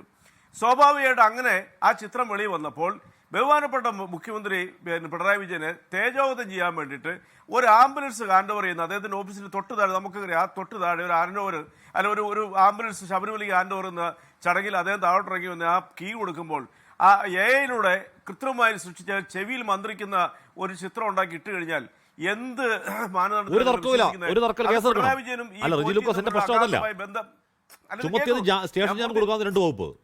ചുമത്തിയത് സ്റ്റേഷൻ ജാമ്യം കൊടുക്കാവുന്ന 2 വകുപ്പ്. രാവിലെ പോയി അവിടെ കാത്തു നിന്ന് പല്ല് കേൾക്കാൻ സമയം കൊടുത്ത് 1 മണിക്കൂർ കൊടുത്ത് അദ്ദേഹത്തെ പിടിച്ചോണ്ട് നോട്ടീസ് കൊടുത്ത് വിട്ടയച്ചു. എന്തിനാ റജി ലൂക്കോസ് അങ്ങനെയാണ് രാവിലെ പോയി കസ്റ്റഡിയെടുക്കേണ്ട കാര്യം എന്താ? നോട്ടീസ് കൊടുക്കാനാണെങ്കിൽ അവിടെ നോട്ടീസ് കൊടുത്താൽ പോരെ? സ്റ്റേഷൻ ജാമ്യം കിട്ടാവുന്ന വകുപ്പാണ്. എന്തിനാണ് ഈ ഡ്രാമ കാണിക്കുന്നേ? എന്തിനാണ് സുബ്രഹ്മണ്യൊക്കെ പോലീസ് ഹീറോ ആക്കുന്നത്? ഞാൻ ആ തുടക്കത്തിലെ പറഞ്ഞ കാര്യങ്ങൾ ഹാഷ്മി അവിടെ ഹീറോ ആയല്ലോ. നിങ്ങൾ മനസ്സിലാക്കേണ്ട ഒരു വസ്തുത, സുബ്രഹ്മണ്യം ആയാലും റജി ലൂക്കോസ് ആയാലും രാഹുൽ ഈശ്വർ ആയാലും ഹാഷ്മി ആയാലും ഔദ്യോഗിക പദവി ഇല്ലാത്ത ഒരാൾക്ക് ഒരു പ്രിവിലേജ് എന്ന് പറയുന്നത് അത് സെയിം ആണ് എല്ലാവർക്കും. അതേ ഒരു MLA പോലും അല്ല. ഞാൻ ചോദിക്കുന്ന ചോദ്യത്തിന് നിങ്ങൾ മറുപടി പറയാം. നോട്ടീസ് കൊടുക്കാനാ ബഹുമാനപ്പെട്ട മുഖ്യമന്ത്രിയെ കുറിച്ച് നോട്ടീസ് കൊടുത്ത് വിട്ടയച്ചു. അല്ല, ഇത് കേൾക്കൂ സാറേ, ഞാനൊന്ന് റജി ലൂക്കോസ് ഒരു നോട്ടീസ് കൊടുക്കാൻ എന്തിനാണ് ഇത്ര രാവിലെ പോയി പോലീസിന്റെ പരിവാരങ്ങളായി കാണിക്കുന്ന ഷോ കാണിക്കുന്ന കാര്യം എന്താ? ഒരു നോട്ടീസ് കൊടുക്കാൻ അതെന്റെ ചോദ്യം. അതല്ലാതെ സുബ്രഹ്മണ്യത്തിലെ കേസെടുക്കണമെന്നോ പിടിച്ചാത്തിട്ടുണ്ടെന്നോ ഒന്നും നിലപാടിക്കില്ല. ആ ചോദ്യത്തിന് മറുപടി പറയിപ്പിക്കൂ. ഹാഷ്മി ദയവായിട്ട് എന്നെ സംസാരിക്കാൻ അനുവദിക്കുക. അവർക്കെല്ലാം സമയം കൊടുത്തില്ലേ? അജണ്ടകളൊന്നും ആയിട്ടൊന്നും എന്നോട് ചോദിക്കരുത്. എനിക്ക് എന്റേതായ രീതിയിലുള്ള ഭീഷണമുണ്ട് ഞങ്ങൾക്ക്. ഇത് കേൾക്കൂ. കേരളത്തിന്റെ മുഖ്യമന്ത്രിയെ കുറിച്ച് ഇവിടെ എന്തെല്ലാം അപവാദങ്ങൾ കൊണ്ടുവന്നിട്ടുണ്ട്.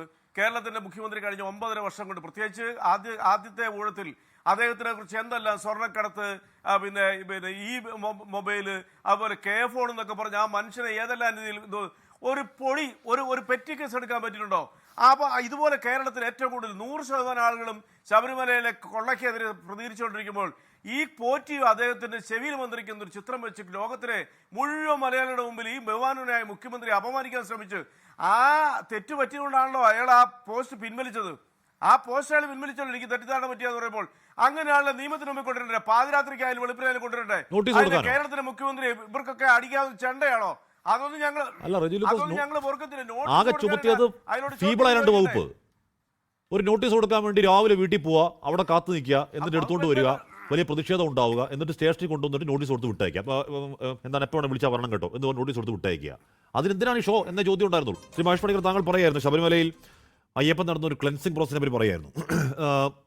ശ്രീ മഹേഷ് പണിക്കർ, നമുക്ക് ഈ എപ്പിസോഡോട് മനസ്സിലായ മറ്റൊരു കാര്യം, അവിടെ ഒരു നാദിരില്ല കളരിയാണ് എന്നുള്ളതാണ്. ഇപ്പോൾ അവിടെ ശാസ്താവിൻ്റെ ഇരുപുറവുമുള്ള ഇരുവശവും നിൽക്കുന്ന പാലകരെ കൈവക്കാൻ അടിച്ചു മാറ്റാൻ ധൈര്യപ്പെട്ടവർ ഈ പറയുന്ന കോടിക്കണക്കിനായ വിശ്വാസികൾ കൊണ്ടുപോകുന്ന കോടിക്കണക്കിനായ കാണിക്കയിൽ കൈവയ്ക്കൽ എന്താണ് ഉറപ്പ്? കോടതി തന്നെ പറയുന്നുണ്ട്. ഈ പറയുന്ന എന്താണ് സ്ട്രോങ് റൂമുകളിൽ ചാക്കിൽ കെട്ടി വെച്ചിരിക്കുകയാണ് ഈ പറയുന്ന കാര്യങ്ങളൊക്കെ. ഒരു ഒരു അന്വേഷണ കണക്കെടുപ്പ് നടക്കുന്നുമുണ്ട്.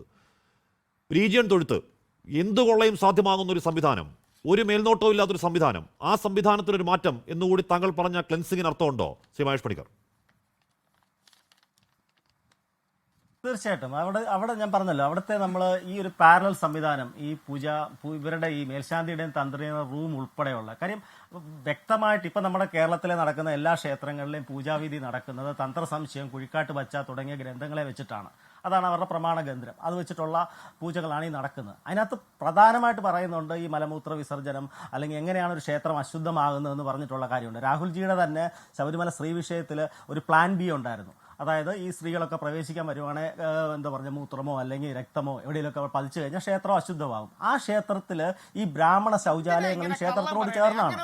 അതാണ് അവിടുത്തെ ഏറ്റവും വലിയ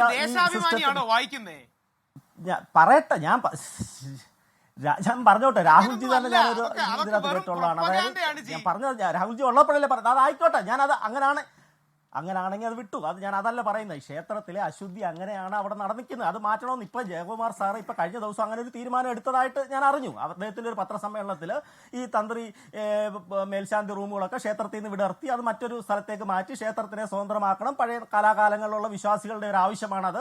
കാര്യം അത് വെച്ചിട്ടാണ്, അങ്ങനെയാണ് ഈ പറഞ്ഞ എല്ലാ കൊള്ളകളുടെയും എല്ലാ കള്ളങ്ങളുടെയും എല്ലാ തരത്തിലുള്ള പൂജകത്തിലുള്ള ആണെങ്കിലും അല്ലാത്തതാണെങ്കിലും എല്ലാം നടക്കുന്ന ഇവിടെയാണ്. കാര്യം ഇതിനകത്ത് ഉണ്ണികൃഷ്ണൻ പോറ്റി എന്തുകൊണ്ടാണ് ഹീറോ ആയത്? ഉണ്ണികൃഷ്ണൻ പറ്റി ഹീറോയാണ്. അയാൾക്ക് 5-6 ലാംഗ്വേജ് അറിയാം. അയാൾക്ക് തമിഴ്, കന്നഡ, തെലുങ്ക് അങ്ങനെയൊക്കെ പറഞ്ഞ് കുറേ ലാംഗ്വേജ് അറിയാം. ഇവർക്ക് ലാംഗ്വേജ് അറിയത്തില്ല, ഇവർക്ക് കാര്യം അറിയാം. അപ്പോൾ ഒരു ആൾ വന്നു കഴിഞ്ഞാൽ അതേണ്ട ഇതാണ് തിരുമേനി കണ്ടോ, എന്നാ എത്രയാ സംഭവം, കാശ് മേടിക്കുന്ന എത്രയാണെന്ന് വെച്ച് കഴിഞ്ഞാൽ മേടിച്ചു, അമ്പലത്തിലേക്ക് ഇന്ന സ്പോൺസർ ചെയ്യണമെന്ന് പറയുന്നു, ഇത് സ്പോൺസർ ചെയ്യുന്നു. അപ്പം അതിനകത്തുനിന്നുള്ളൊരു ഈ ഒരു സാധ്യതകൾ അവിടുന്ന് മാറണം. എന്തിനാണ് ഇങ്ങനെ ഒരു സംഭവം വെക്കുന്നത്? ഇത്ര ഒരു മഹാക്ഷേത്രത്തിൽ ഇങ്ങനെ ഒരു സാധ്യതകൾ എന്തിനാണ് നമ്മളൊരു കള്ളം നടക്കാനുള്ള ഒരു സാധ്യത ഉണ്ടാക്കുന്നത്? അത് സുതാര്യമായിട്ട് വേണ്ടേ? ഇവർ ത്രൂ ആണോ? നമ്മളിപ്പോൾ തന്നെ മാലയുടെ കേസ് കണ്ടു. 2 വർഷമോ 3 വർഷമോ കഴിഞ്ഞിട്ടാ ആ മാല അക്കൗണ്ടിൽ വരുന്നത്. നമ്മൾ മനസ്സിലാക്കേണ്ടത് മാലയപ്പുറത്തെ മേൽശാന്തി എല്ലാ വർഷവും മാറുന്നതാണ്. പുതിയതാണ് മേൽശാന്തി. അപ്പോൾ ഒരു മേൽശാന്തി വന്നു, അദ്ദേഹത്തിന്റെ കൂടെയുള്ള പരികർമ്മികളും മാറി.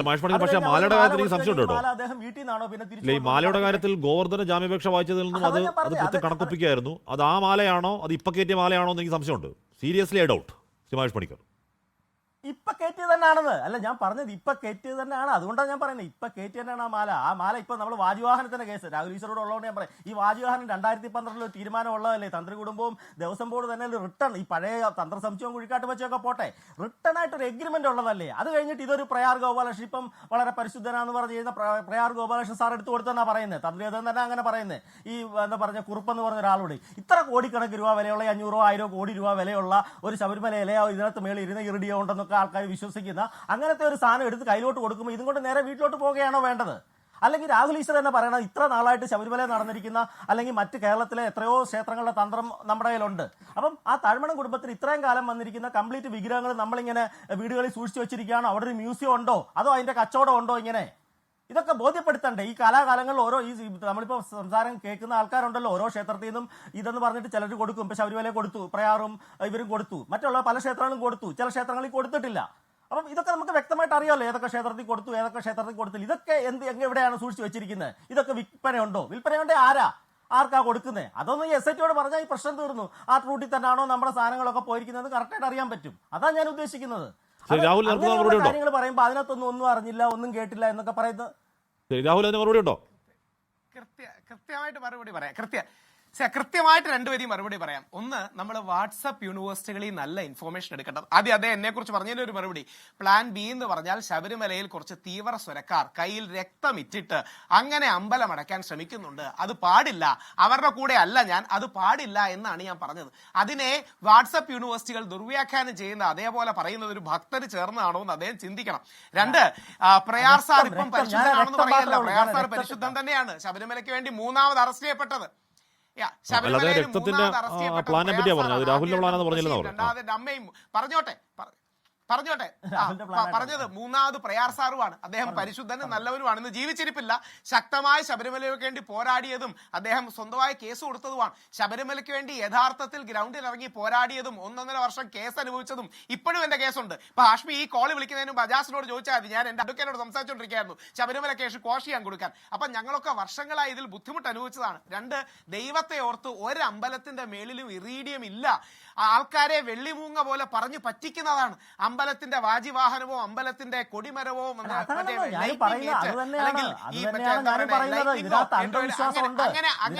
അങ്ങനെ അല്ല, താങ്കൾ ഒന്ന് കേൾക്കൂ. സാധാരണക്കാർക്ക് കൂടെ വേണ്ടിയിട്ടാണ്. അങ്ങനെ ഒരു ഇറീഡിയവും ഒരു അമ്പലത്തിന്റെ മേളിലും ഇല്ല. ചെങ്ങന്നൂരെ 1-2 അമ്പലങ്ങളുടെ മേളിൽ നിന്ന് ആൾക്കാർ ഇതുകൊണ്ട് മോഷണം പോയി. ഇതിന്റെ പിന്നിൽ ഇറീഡിയം ഉണ്ട്, വെള്ളിമൂങ്ങയുണ്ട്, മറ്റേ റൈസ് പുള്ളർ ഉണ്ടെന്നൊക്കെ പറഞ്ഞ് നമ്മുടെ നാട്ടുകാർക്ക് ഇത് തെറ്റായ ഇൻഫർമേഷൻ ആണ്. അങ്ങനെ ഒരു സാധനവും ഒരു അമ്പലത്തിന്റെ മേളിലും ഇല്ല. ഈ വാജിവാഹനത്തിന് 500 കോടിയൊന്നും ഇല്ല. അതായത് പണ്ട് അതിനൊക്കെ പുരാവസ്തു അല്ലല്ല രാഹുൽ അതിനൊക്കെ അത് ഇറിഡിയത്തിന്റെ മൂല്യമല്ല, അത് പുരാവസ്തു മൂല്യമാണ്. ഈ പറഞ്ഞ അഷ്ടദിക്പാലകർ, വാജിവാഹനം, പഴയ വിഗ്രഹങ്ങൾ, ഇതിനൊക്കെ ലോഹത്തിന്റെ മൂല്യമല്ല, പുരാവസ്തു മൂല്യമാണ്. അങ്ങനെയല്ല ഹാഷ്മി കേട്ടത് തെറ്റിയാണ്. അതായത് ഈ തിയറി എന്ന് പറഞ്ഞാൽ അമ്പലത്തിന്റെ മേലിരിക്കുന്ന സാധനം കണ്ടിന്യൂസ്ലി മഴയും വെളിച്ചവും മറ്റേക്ക് ഇടിമിന്നലേറ്റ് അത് ഗോൾഡ് എന്ന് പറയുന്നതോ അല്ലെങ്കിൽ അവിടുത്തെ പഞ്ചലോഹവും ബാക്കി ലോഹങ്ങളോ ഇറീഡിയമായി മാറും. ഇറീഡിയത്തിന് അങ്ങനെ കോടിക്കണക്കിന് വിലയുണ്ട്. അങ്ങനെയാണ് ഈ വാജിവാഹനത്തിന്റെ വില 500 കോടിയാണെന്ന് പറയുന്നത്. അതൊക്കെ വെറുതെ പറയുന്നത്. അങ്ങനെ 500 കോടിയുടെ സാധനമാണെങ്കിൽ ഇപ്പം തിരിച്ചു കൊടുക്കാന്ന് പറയൂ.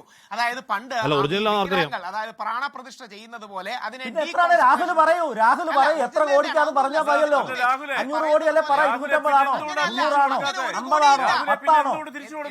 എന്റെ ചേട്ടായി എത്ര കോടിക്കാ പറഞ്ഞാൽ പോരെ? മാർക്കറ്റ് വില നിങ്ങൾക്കല്ലേ അറിയത്തുള്ളൂ. പിന്നെ എന്തുകൊണ്ട് ഹാഷ്മി ദയവായി കേക്കൂ. അല്ല, വാജിമാൻ തിരിച്ചു കൊടുക്കാൻ പറഞ്ഞു. പക്ഷേ കൊടുക്കാൻ പോകുന്ന ഒറിജിനൽ വാജിയാന്ന് ആർക്കറിയാം? രാഹുൽ ഈശ്വർ അല്ല, ദയവായി കേക്കൂ. അതെ, അല്ല, അതിൽ ഇറീഡിയം എന്നൊരു കാര്യമില്ല. ഉണ്ടെങ്കിലാണ് ഈ 500 കോടി.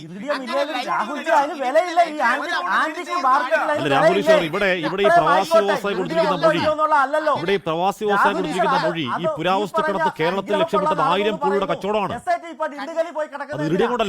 അത് ഇറിഡിയം കൊണ്ടല്ല, അത് ആന്റിക് വാല്യൂ കൊണ്ടാണ്. നമ്മുടെ 24 ആൾക്കാർ അവിടെ പോയി കിടക്കുന്നത് എന്തിനാ? ഈ പറഞ്ഞ 1000 കോടിയുടെ 500 കോടിയുടെ കച്ചവടം കണ്ടുപിടിക്കാനാ. അല്ല, അപ്പം അതിന്റെ ഒരു സാധ്യതയല്ല ഈ പറയുന്നത്. നമ്മളൊരു ചർച്ചയിൽ സാധ്യത പറയുമ്പോൾ അതിന്റെ ആ സാധ്യതയെ കുറിച്ചൊരു ബോധ്യം വേണ്ടേ? ഇത്ര വില രാഹുൽ പറഞ്ഞു പൂർത്തിയാക്കട്ടെ. അല്ലല്ല, അതിന് മറുപടി പറഞ്ഞോട്ടെ. അങ്ങ് സാധ്യത പറഞ്ഞോളൂ. പക്ഷെ ഞാൻ വസ്തുത പറയാം. സാധ്യതകൾ തീർച്ചയായും നമ്മുടെ ചർച്ചയിൽ വേണം. പക്ഷെ വസ്തുതകളും വേണമല്ലോ, പോസിബിലിറ്റീസ് മാത്രമല്ല ഫാക്റ്റും വേണമല്ലോ. അതായത് ഒരു സാധനത്തിലല്ല. സുഭാഷ് കപൂർ 1100 കോടി മുതൽ 1500 കോടി വരെയുള്ളത് ഏകദേശം 100 കണക്കിന് ആർട്ടിഫാക്ട്സിനാണ്. ഇതേപോലെ സേക്രഡ് റിലിക്സ് മാർക്കറ്റിന് ഹിസ്റ്ററി, ഹെറിറ്റേജ്, ആന്റിക് വാല്യൂ ഉണ്ട്. അത് ഇറീഡിയത്തിന്റെ വാല്യൂ അല്ല. ഇറീഡിയം എന്നുള്ളത് വെള്ളിമൂങ്ങ പോലെ, റൈസ് പുള്ളർ പോലെ ഒരു കോൺസ്പിറസി. ഒരുപാട് പാവപ്പെട്ടവർ പുരാവസ്തു മൂല്യം പറ. ഇനി ഇതേപോലെ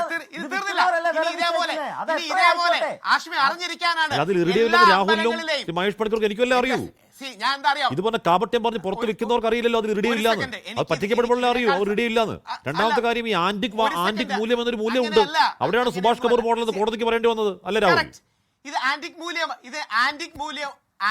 ആന്റിക് മൂല്യവും സേക്രഡ് വാല്യൂവും ഉണ്ട്. അവിടെയാണ് നമ്മൾ പറയുന്നത് അമ്പലത്തിൽ എന്തുകൊണ്ടാണ് തന്ത്രിമാർക്ക് ഡീകോൺസെക്രേറ്റ് ചെയ്ത് കഴിഞ്ഞാൽ ആ വിഗ്രഹങ്ങൾ സൂക്ഷിച്ചു വെക്കാനും ബാക്കി കാര്യങ്ങൾക്കും വേണ്ടിയിട്ടാണ് ഈ തന്ത്രിമാർക്ക് കൊടുക്കുന്നത്. അല്ലാതെ തന്ത്രിമാരും അത് വിപണനം ചെയ്യില്ല. ഒന്നുകൂടെ ഓർക്കണം, ഈ തന്ത്രിമാരൊക്കെ ആയിരക്കണക്കിന് വർഷങ്ങളായി ഈ അമ്പലങ്ങളിൽ നിൽക്കുന്നവരാണ്. ശബരിമല അടക്കമുള്ള കുറച്ച് എന്റെ മഹേഷിയെക്കാട്ടി സൗണ്ട് വെക്കാൻ എനിക്കറിയില്ലേ? മഹേഷിയെക്കാട്ടി സൗണ്ട് സംസാരിക്കാൻ അല്ല രാഹുൽ ഈശ്വർ, പക്ഷെ മഹേഷ് പണിക്കർ ചോദിക്കുന്ന ചോദ്യം പ്രധാനമാണ്.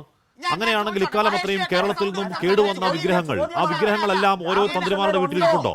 അതെവിടാണ് എന്ന ചോദ്യമുണ്ട്. ഇതുവരെ മേടിച്ചിരിക്കുന്ന ക്ഷേത്രങ്ങൾ ആ മറുപടി കേൾക്കൂ. അങ്ങയുടെ ഭക്തനെ ബഹുമാനിച്ചുകൊണ്ടാണ് പറയുന്നത്. പറഞ്ഞോളൂ, അങ്ങയുടെ പറഞ്ഞോളൂ, ഭക്തനെ പറയൂ, ബഹുമാനിച്ചുകൊണ്ടാണ് പറയൂ, പറയുന്നത്. അത് സമൂഹം അങ്ങ് കേൾക്കണം, ഒരു ചർച്ചയിൽ സമൂഹം കേൾക്കണം, പറയൂ. ഈജിപ്ഷ്യൻ ഫറവുമായിട്ടൊക്കെ ബന്ധപ്പെട്ട് അയ്യപ്പനെ കുറിച്ച് കുറെ കാര്യങ്ങൾ പറഞ്ഞു. ഇതൊക്കെ സാധ്യതകൾ കണക്ക് സംസാരിക്കാം. പക്ഷെ നമ്മുടെ മുമ്പിലുള്ളത് 9ഓളം ഇടക്കാല ഹൈക്കോടതി വിധികളല്ലേ? അതിന്റെ നിലയിൽ നിന്നുകൊണ്ട് മാത്രമല്ലേ നമുക്ക് സംസാരിക്കാൻ പറ്റൂ. എന്തുകൊണ്ട് സുഭാഷ് കപൂറിനെ കുറിച്ച് പറയുന്നു? ഹൈക്കോടതി വിധിന്യായത്തിൽ അത് എഴുതിയിട്ടുണ്ട്. 2, ഇതുമായി ബന്ധപ്പെട്ട് നിൽക്കുന്ന എല്ലാവരും തെറ്റാണ്, മോശക്കാരാണ് എന്ന് ചിത്രീകരിക്കുന്നതിൽ യാതൊരു അർത്ഥവുമില്ല. ഒന്ന് ഹാഷ്മിയും കൂടെ അറിഞ്ഞിരിക്കാനാണ്, ഈ കുറച്ച് അമ്പലങ്ങളിലെ തന്ത്രിമാർക്കും മേശാന്തിമാർക്കും വരുമാനമുള്ളൂ. ആയിരക്കണക്കിന് പാവപ്പെട്ട ബ്രാഹ്മണർ, യഥാർത്ഥ പോറ്റിമാർ, സാധുക്കൾ അവരുടെ ജീവിത വ്രതമായി കണ്ട് ഒരു ദിവസം പോലും അവധിയില്ലാതെ 3000-വും 4000 രൂപയ്ക്കാണ് ഈ അമ്പലങ്ങളെല്ലാം പണി ചെയ്യുന്നത്. നല്ലൊരു ശതമാനം ബ്രാഹ്മണ കുടുംബങ്ങളും പട്ടിണിയിലാണ്. ഈ ഇറിഡിയം തൂക്കി വിറ്റാ പോരെ, അവരുടെ എല്ലാം കുടുംബങ്ങൾ സ്വത്താവുമല്ലോ. നല്ലൊരു ശതമാനം ബ്രാഹ്മണ കുടുംബങ്ങളും പട്ടിണിയിലാണ്. പാവങ്ങളെ പറ്റിയല്ല മഹേഷ് പണിക്കർ പറഞ്ഞത്. ഈ എല്ലാ പോറ്റിമാരും പാവങ്ങളെ പറ്റിയല്ല രാഹുൽ, ഞാൻ ചോദിച്ച വിഗ്രഹം അവിടെ ഉണ്ടോ? ഇതുവരെ മേടിച്ച രാഹുൽ അല്ല, ആ പാവം പോറ്റുമാരെ പറ്റിയല്ല മഹേഷ് പണിക്കർ പറഞ്ഞത്. ഈ കള്ളപ്പോറ്റിയെ പോലുള്ള പോറ്റുമാരെ പറ്റിയാണ്. അയ്യപ്പന്റെ വിഗ്രഹം ശബരിമലയ്ക്കുള്ളിലല്ല ഇരിക്കുന്നത്. അല്ലല്ല ആ ശിവേലി വിഗ്രഹങ്ങള് ആരെങ്കിലും വീട്ടിൽ രാഹുൽ, ഇത് ശിലയിലുള്ളതാണെങ്കിൽ വെള്ളത്തിൽ നിമജ്ജനം ചെയ്യണം, തടിയിലുള്ളതാണെങ്കിൽ അത് ആ രീതിയിൽ അതിനെ ആ വഴിക്ക് കൊണ്ടുപോകണം എന്നൊക്കെയുള്ള റൂളുകൾ പാലിക്കപ്പെടുന്നുണ്ടോ അതോ മറച്ചു വെക്കുന്നുണ്ടോ എന്ന ചോദ്യമാണ് മഹേഷ് പണിക്കർ ചോദിക്കുന്നത്. അതായത് നമ്മുടെ അവിടെ ആര് മറച്ചു വെക്കുന്നു? അങ്ങനെ എന്തെങ്കിലും തെളിവുണ്ടോ? ചുമ്മാ നമ്മൾ പറയരുതേ. ഇതിന്റെ പ്രശ്നം എന്താ അറിയോ? നമ്മുടെ ഇന്ത്യൻ കൊടി ഉപയോഗിച്ച് കഴിഞ്ഞാൽ അത് സംസ്കരിക്കാൻ ഒരു പ്രോട്ടോകോൾ. ഞാൻ ചോദിക്കുന്ന കാലാകാലങ്ങളിൽ നമ്മൾ ഈ വക വിഗ്രഹങ്ങൾ നമ്മൾ കൊണ്ടുപോകുന്നു. ശബരിമലയിലെ വാജിവാഹനം കൊണ്ടുപോയതുപോലെ നമ്മൾ മറ്റുള്ളവർക്ക് കൊണ്ടുപോകുന്നു. അത് നമ്മുടെ കയ്യിൽ ഉണ്ടോ? സൗണ്ട് വെച്ച് തുടങ്ങിയാൽ ശരിക്കും ഇടവേളയിലേക്ക് പോകണം. എന്തായാലും അത് ചർച്ചയുടെ പുതിയൊരു വാതിൽ തുറക്കണം. എന്തായാലും നമുക്ക് അതിലേക്ക് പോകേണ്ടി വരും, ഇന്നല്ലെങ്കിൽ നാളെ. ശ്രീ കെ മാനാണ് ഞാൻ മനസ്സിലാക്കുന്നത് ഈ റൊദ്ദം ജ്വല്ലറി ഗോവർദ്ധൻ പറഞ്ഞ കഥ അന്വേഷണ സംഘം SIT മുഖവിലേക്ക് എടുത്തിട്ടേ ഇല്ല എന്നുള്ളതാണ്. ഒന്നാമത്തെ കാര്യം, ഗോവർദ്ധൻ അങ്ങോട്ട് പോയി പറയുകയായിരുന്നു ഈ പറയുന്ന 470 ഗ്രാം സ്വർണ്ണം എൻ്റെ കയ്യിലുണ്ട് എന്ന് പറയുകയായിരുന്നു. അപ്പോൾ ആ സ്വർണ്ണം എടുത്തുള്ളത് ശരിയാണ്. പക്ഷേ ആ സ്വർണ്ണം ഈ ശബരിമല സ്വർണ്ണമാണെന്ന് അറിയാനുള്ള പരിശോധനാ ലിസ്റ്റിൽ പോലും ആ സ്വർണ്ണം ഇല്ല. ഇപ്പോൾ പരിശോധിച്ചുകൊണ്ടിരിക്കുന്നത് ശബരിമലയിലെ ദ്വാരപാലവാളികൾ മാത്രമാണെന്നാണ് എൻ്റെ അറിവ്. അതുകൊണ്ട് 470 ഗ്രാം വിട്ടേക്ക്. കാര്യം ആ 470 ഗ്രാം തൊണ്ടി അന്ന് SIT കണ്ടെത്തുന്നതില്ല. മാത്രമല്ല ഏറ്റവും ഒടുവിൽ കൊടുക്കുന്ന റിമാൻഡ് റിപ്പോർട്ടിലും ഈ സ്വർണ്ണം എവിടെ പോയി എന്ന് കണ്ടെത്തണം എന്ന് തന്നെയാണ് SIT പറയുന്നത്. സ്വർണ്ണം കണ്ടെത്തണമെങ്കിൽ ഇനിയിപ്പോൾ അതിൻ്റെ പുതിയ വഴികൾ തുറക്കുന്നുണ്ട്. പെട്ടെന്നാണെങ്കിലും ഡീമണി വരുന്നുണ്ട്, അതിന് അന്താരാഷ്ട്ര കടത്തിലേക്ക് വാതിൽ തുറക്കുന്നുണ്ട്. പക്ഷേ അന്വേഷണം എളുപ്പമല്ല. CBI വരവാണോ പരിഹാരം? CBI വരവ് ഒരു പരിഹാരവുമാകുമോ ശ്രീ കെ മാരണി? അല്ല, അതിന് CBI വന്നാൽ ശരിയാകുമോ ഇല്ലയോ എന്നുള്ളതിന് പറയുന്നതിന് മുമ്പ് തന്നെ പറയാം. കാരണം ഈ 470 ഗ്രാം സ്വർണമെന്ന് പറയുന്നത് അത് അയാൾ ഹാജരാക്കി തന്ന സ്വർണ്ണമാണ്. പോലീസിന് ഈ സ്വർണം, അതായത് ഇതിന് തത്തുല്യമായ ഒരു സ്വർണം, തൂക്കത്തിലുള്ള സ്വർണം മാത്രമാണ്. പക്ഷേ നമ്മളതല്ല, മുമ്പ് പറഞ്ഞതുപോലെ തന്നെ ഇതിൻ്റെ ഡിവൈൻ വാല്യൂ, അത് പിന്നെ ആൻറ്റിക് വാല്യൂ, അത് അനുസരിച്ച് ഇത് കോടികൾ വില വരുന്ന സ്വർണ്ണമാണ്. ഇപ്പം ഡി മണി എന്ന് പറയുന്ന ആളിൽ നിന്ന് നമുക്ക് കൂടുതൽ വിവരം കിട്ടുകയാണ് എങ്കിൽ, അയാളുടെ അന്വേഷണത്തിൽ ആ വഴിക്ക് കിട്ടുകയാണ് എങ്കിൽ നമുക്കതിൻ്റെ വഴി കണ്ടെത്താൻ സാധിക്കും. ചിലപ്പോൾ ഈ സ്വർണം അല്ലെങ്കിൽ ഈ പാളികളും അതുപോലെ തന്നെ ഈ പറഞ്ഞ ദ്വാരപാലക ശില്പവും ഒക്കെ എവിടേക്ക് പോയി എന്നുള്ളതിനെ സംബന്ധിച്ച് കൃത്യമായ ഒരു സൂചന നമുക്ക് ലഭിക്കും. അല്ലാത്ത പക്ഷം ഈ ഡി മണി വന്നാലും ഏത് കേസിലേക്ക് വന്നാലും, പക്ഷേ പ്രധാന കേസ്, അതായത് ഉണ്ണികൃഷ്ണൻ പോറ്റി പ്രതിയായി ഇപ്പം നമ്മൾ പ്രധാനമായി അന്വേഷിച്ചുകൊണ്ടിരിക്കുന്ന ആ കേസിലേക്ക് ഇതിൻ്റെ കാര്യങ്ങളൊന്നും തന്നെ പ്രയോജനപ്പെടില്ല. അതേസമയം CBI വന്നു കഴിഞ്ഞാൽ ഈ കേരള അല്ലെങ്കിൽ SITക്കുള്ളതിനേക്കാൾ കൂടുതൽ സോഴ്സസ് അവർക്കുണ്ട്. കാരണം പല സംസ്ഥാനങ്ങളുമായിട്ടും ചിലപ്പോൾ അന്തർദേശീയമായിട്ടും ഒക്കെ ബന്ധപ്പെട്ട് കിടക്കുന്ന ഒരു കേസിൻ്റെ അന്വേഷണത്തിന് അവർക്ക് സിസ്റ്റമാറ്റിക്കായിട്ട് അത് നടത്തുവാനുള്ള ഒരു രീതിയുണ്ട്. അവർക്ക് അതിൻ്റെ പ്ലാനിങ്ങിലൂടെ പോകാൻ പറ്റും. അതുകൊണ്ട് തന്നെയാണ് ഇന്നലെ ഇപ്പോൾ അവിടെ ചെന്ന് കഴിഞ്ഞപ്പോൾ ലോക്കൽ പോലീസിൻ്റെ സഹായം ലഭിച്ചില്ല എന്നുള്ള മറ്റുള്ള ഒരു ആക്ഷേപം വരുന്നത്. കാരണം അത് അങ്ങനെയല്ല. ഇവിടെ നിന്ന് ലോക്കൽ പോലീസ്, ഇവിടുന്ന് SITയുടെ ഒരു DYSP സംഘവും അവിടെ ചെന്ന് കഴിഞ്ഞാൽ ലോക്കൽ പോലീസ് സ്റ്റേഷനിലല്ല അത് അറിയിക്കേണ്ടത്. ഇവിടുത്തെ പോലീസ് മേധാവി തമിഴ്നാടിൻ്റെ പോലീസ് മേധാവിയായി ബന്ധപ്പെട്ടിട്ട് അവിടെ അവർക്ക് വേണ്ടുന്ന എല്ലാ സഹായവും അതനുസരിച്ചുള്ള പ്രൊട്ടക്ഷനും അതിനുള്ള സ്ട്രെങ്ത്, പോലീസ് അംഗബലവും കൊടുത്ത് അതിൻ്റെക്ക് മുന്നോട്ട് പോകുമ്പോൾ മാത്രമാണ് അയാൾ ഈ പോലീസിനോട് ഇത് ഗൗരവമാണ് പോലീസിന് ഈ വിഷയം എന്നുള്ളത് അയാൾക്ക് മനസ്സിലാകുകയുള്ളൂ. അയാൾ അതുകൊണ്ടാണ് എല്ലാ കാര്യങ്ങളും നിഷേധിച്ചുകൊണ്ട് തന്നെ സംസാരിച്ചിരിക്കുന്നത്. മാത്രമല്ല അവിടുത്തെ ഇൻ്റലിജൻസ് അവർ ഒറ്റ ദിവസം കൊണ്ട് അവർക്ക് മനസ്സിലാക്കാൻ സാധിക്കും ഇയാൾ ആരാണ്. 6 വർഷം മുമ്പ് വെറും സാധാരണക്കാരനായി നിന്നയാൾ കോടികളുടെ അധിപനായി മാറിയിരിക്കുന്ന ഇത്രമാത്രം സമ്പത്തുകൾ ഏത് രീതിയിലാണ് ഉണ്ടാക്കിയതെന്നുള്ളതിനെ സംബന്ധിച്ച് കൃത്യമായ വിവരം കിട്ടും. അതുപോലെ തന്നെ ഇയാളുടെ കോൾ ഡീറ്റെയിൽസ് എടുക്കുക. അതുപോലെ തന്നെ ഇയാൾ വിദേശത്ത് സഞ്ചരിച്ചിട്ടുണ്ടോ എന്നുള്ളത് അയാളുടെ പാസ്പോർട്ട് നോക്കി മനസ്സിലാക്കുക. അതല്ലെങ്കിൽ അയാൾക്ക് മറ്റ് പാസ്പോർട്ട് ഉണ്ടോ എന്ന് നോക്കുക. അതുപോലെ തന്നെ ഇയാളുടെ ബന്ധങ്ങൾ അനലൈസ് ചെയ്യുക. അത് ഏതൊക്കെയാണ്? ഇപ്പം ഗോവർദ്ധന്, ഭണ്ഡാരിയെ, കലേഷ് ഇങ്ങനെയുള്ള ആളുകളുമായിട്ട് ഇയാൾക്ക് ഏതെങ്കിലും രീതിയിൽ നേരിട്ടോ അല്ലാതെയുള്ള ബന്ധങ്ങളുണ്ടോ എന്ന് മനസ്സിലാക്കുക. അതാണ് ഞാൻ മുമ്പേ പറഞ്ഞത്. ഇയാൾ തമിഴ്നാടോ അല്ലെ കേരളമോ കൈകാര്യം ചെയ്യുന്ന അവരുടെ ഒരു ഇടനിലക്കാരനോ അല്ലെങ്കിൽ ബിനോമിയാണോ എന്ന് നമ്മൾ സംശയിക്കേണ്ടിയിരിക്കുന്നു. കാരണം പ്രത്യക്ഷത്തിൽ അയാൾക്ക് ഒരു കുഴപ്പമില്ല. അയാൾ വരെ മാത്രം വന്ന അന്വേഷണം അവിടെ അവസാനിക്കും. അയാൾ തുറന്നു പറയുന്നില്ല എങ്കിൽ വ്യക്തമായ തെളിവുകളുടെ അടിസ്ഥാനത്തിൽ മാത്രമേ അയാളെ സ്കൂട്ടർ കയറി പാവത്താനെ പോലെ പോകുന്ന പോക്ക് അത്ര പാവമെന്ന് വിചാരിക്കേണ്ട എന്നാണെന്ന് പറയുന്നത്. ശരി, ഞാൻ കേൾക്കാം സാർ. ശ്രീ റജി ലൂക്കോസ്, ഇവിടെ കോടതികളിൽ പലയാവർത്തി എ പത്മകുമാറിന്റെ വാസുവിന്റെ അടക്കം ജാമ്യാപേക്ഷ വന്നു. കോടതികൾ കൊടുത്തിട്ടില്ല. ഏറ്റവും ഒടുവിൽ ജസ്റ്റിസ് ബദറുദ്ദീന്റെ ബെഞ്ച് പറയുന്നത് bail is the rule, jail is exception ആണെന്ന് പറയുമ്പോൾ പോലും ഈ കേസിന്റെ അസാധാരണ സാഹചര്യം കണക്കിലെടുത്ത് ജാമ്യം കൊടുക്കാൻ കഴിയില്ല എന്നാണ് ജസ്റ്റിസ് ബദറുദ്ദീന്റെ ബെഞ്ച് പറയുന്നത്. അങ്ങനെ കോടതികൾ ഇതിന്റെ മാരകമായ ഡയമെൻഷൻ കണ്ട് ജാമ്യം കൊടുക്കാത്ത ഒരു പ്രതി ഇപ്പോഴും CPM ജില്ലാ കമ്മിറ്റി അംഗമാണ് കേട്ടോ. ഈ എക്കെതിരെ കേസെടുക്കുമ്പോഴും പാലടിപ്പാടിനെതിരെ കേസെടുക്കുമ്പോഴും ഒക്കെ. റജി ലൂക്കോസ്, അല്ല, തീർച്ചയായിട്ടും ആ ചോദ്യത്തിന് പ്രസക്തിയുള്ള ചോദ്യമാണ്. അവരുടെ പേരിൽ നിയമ നടപടികൾ കർശനമായിട്ട് തന്നെ മുന്നോട്ട് പോകുന്നു. പിന്നെ നടപടി എടുക്കാത്തതിനെ കുറിച്ച് CPM ചില ചട്ടവട്ടങ്ങളുണ്ട്. അയാളെ പുറത്താക്കുന്നുള്ള കാര്യത്തിൽ യാതൊരു സംശയമില്ല. എനിക്ക് പ്രധാനപ്പെട്ട ഒരു കാര്യം പറയാനുണ്ട്. ഇവിടെ പ്രയാർ ഗോപാലകൃഷ്ണനെ വിശുദ്ധനായിട്ട് കുറെ നാളായിട്ട് പലരും ചിത്രീകരിക്കുന്നുണ്ട്. അദ്ദേഹം മരിച്ചുപോയി. മരണം ഒരാളെ വിശുദ്ധനാകുമോ? എന്റെ ഒറ്റ ചോദ്യം, ഈ പ്രയാർ ഗോപാലകൃഷ്ണൻ ശബരിമല ഒരു പരിക്രമിയുടെ പോലും സ്ഥാനമില്ലാത്ത ഈ കള്ളം പോറ്റിയെയും ഭാര്യയെയും ഈ വിഷ്ണുവർദ്ധനെയും 2 തവണ സോണിയാഗാന്ധിയുടെ പോകുമ്പോൾ ഈ പ്രയാർ ഗോപാലകൃഷ്ണൻ ഉണ്ടായിരുന്നു. എന്തിനാണ് അപ്രധാനമായ ഒരു ഫ്രോഡിനെയും കൊണ്ട് ബഹുമാനപ്പെട്ട സോണിയാഗാന്ധിനെ വീട്ടിൽ കൊണ്ടുപോയത്? 2 MP അകമ്പടി സ്വീകരിച്ചെന്നുകൊണ്ടാണ്. അപ്പൊ ഈ പോറ്റി എന്നുള്ള വ്യക്തിയുടെ കള്ളത്തരങ്ങൾക്ക് ഇവർ കൂട്ടുനിന്നില്ല എന്ന് പറഞ്ഞാൽ ആര് വിശ്വസിക്കും? ഈ പറയുന്ന കൊടിമരത്തിന്റെ മുകളിൽ നമ്മുടെ ആലിലയുടെ സ്വർണത്തിലുള്ള 6 എണ്ണം കാണാനുണ്ട്. കൊടിമരം തന്നെ പൊക്കിയെടുത്തോണ്ട് പോയിരിക്കുന്നു. ഇനി ഒരു കാര്യം, എന്റെ പ്രിയപ്പെട്ട സുഹൃത്ത് രാഹുലിലൂടെ ഇറിഡി അടങ്ങിയതാണ് അല്ല എന്നൊക്കെ പറയുന്നുണ്ട്. രാഹുൽ സ്പേസ് എക്സ് എന്ന് പറയുന്ന ആ വെബ്സൈറ്റിൽ അമേരിക്കൻ സ്പേസ് കമ്പനിയുടെ അതിൽ ഇറിഡിയം എന്ന് നടിച്ചു നോക്കി. ഇതിന്റെ പ്രാധാന്യം അറിയാം. ലോകത്തിൽ ഒറ്റ സ്ഥലത്തെ ഇറിഡിയം ഉണ്ടാക്കത്തുള്ളൂ. ഇനി ഇന്ത്യയിലെ ആന്റീസിനെ കുറിച്ച് ചോദിക്കുമ്പോൾ നിങ്ങൾ ആ വെബ്സൈറ്റിൽ ഒന്ന് നോക്കൂ, നിങ്ങൾ ഗൂഗിൾ അടിച്ചാൽ കിട്ടും. ഇതെവിടെ, ഇതിന്റെ വാല്യൂ, ഇത് ഏറ്റവും കൂടുതലുള്ളത് ഇന്ത്യയിലെ ക്ഷേത്രങ്ങളിലെ വിഗ്രഹങ്ങളിലാണെന്നുള്ളതും നിങ്ങൾക്ക് കാണാൻ പറ്റും. ഇനി മൂന്നാമത്തെ കാര്യം, എന്തുകൊണ്ടാണ് ഇത് ഈ പറയുന്ന ഈ വാജി വാഹനം അവിടെ ദഹിപ്പിക്കണം, പുറത്തു കൊണ്ടുപോകാൻ പാടില്ല എന്നാണ് ശബരിമലയിലെ നിയമം. അത് പുറത്തു കൊണ്ടുപോകാൻ പാടില്ല ക്ഷേത്രത്തിൽ നിന്നും. അത് മാറ്റണമെങ്കിൽ അത് ദഹിപ്പിക്കുക എന്നുള്ള അങ്ങനെ ഒരു സാധനം എങ്ങനെയാണ് ഈ പറയുന്ന നമ്മുടെ തന്ത്രി അദ്ദേഹത്തിന് വീട്ടിൽ കൊണ്ടുപോയത്? എന്തുകൊണ്ട് തരാന്ന് പറഞ്ഞിട്ട് ഈ 66 ദിവസമായിട്ട് അത് തിരിച്ചു തരാത്തത്? അപ്പൊ അതെല്ലാം ദുരൂഹമല്ലേ? അതുകൊണ്ട് അന്വേഷണത്തിൽ കൊണ്ടുവരണ്ടേ? എന്തിനാണ് ആ കാര്യം പറയുമ്പോഴത്തേക്കും ഈ പറയുന്ന രീതിയിലുള്ള ബഹളങ്ങൾ വെക്കുന്നത്? ഇത് കേരളം തിരിച്ചറിയണ്ടേ? കൊണ്ടുപോയത് പ്രസിഡന്റായ പ്രശാന്തിനോട് ചോദിച്ചാ പോരെ? ദേവസ്വം ബോർഡ് പ്രശാന്തിനോട് ചോദിച്ചാൽ നമ്മുടെ നാട്ടിലെ എല്ലാ ബ്രാഹ്മണരെയും തന്ത്രിമാരെയും യാതൊരു അർത്ഥവുമില്ല.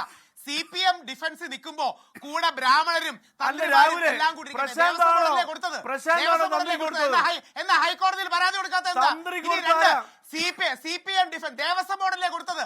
ഇനി ദേവസ്വം ബോർഡല്ലേ കൊടുത്തത്? ദേവസ്വം ബോർഡിന് ഏതെങ്കിലും രീതി പരാതി കോടതി പറയാൻ തന്ത്രിക്കെതിരെയോ ഏതെങ്കിലും പൂജാരിക്കെതിരെയോ എന്തെങ്കിലും പരാമർശം ഉണ്ടോ? അതുകൊണ്ട് CPM ഡിഫൻസ് നിൽക്കുമ്പോ തന്ത്രിയെയും പൂജാരിയെയും ബ്രാഹ്മണരെയും കൂടെ ഇതിലേക്ക് പിടിച്ചിടാവുന്നുള്ള രാഷ്ട്രീയ തന്ത്രം മനസ്സിലാവും. അതിലൊന്നും യാതൊരു സംശയമില്ല. പക്ഷേ തന്ത്രിമാരും പൂജാരിമാരും അവരുടെ മേൽ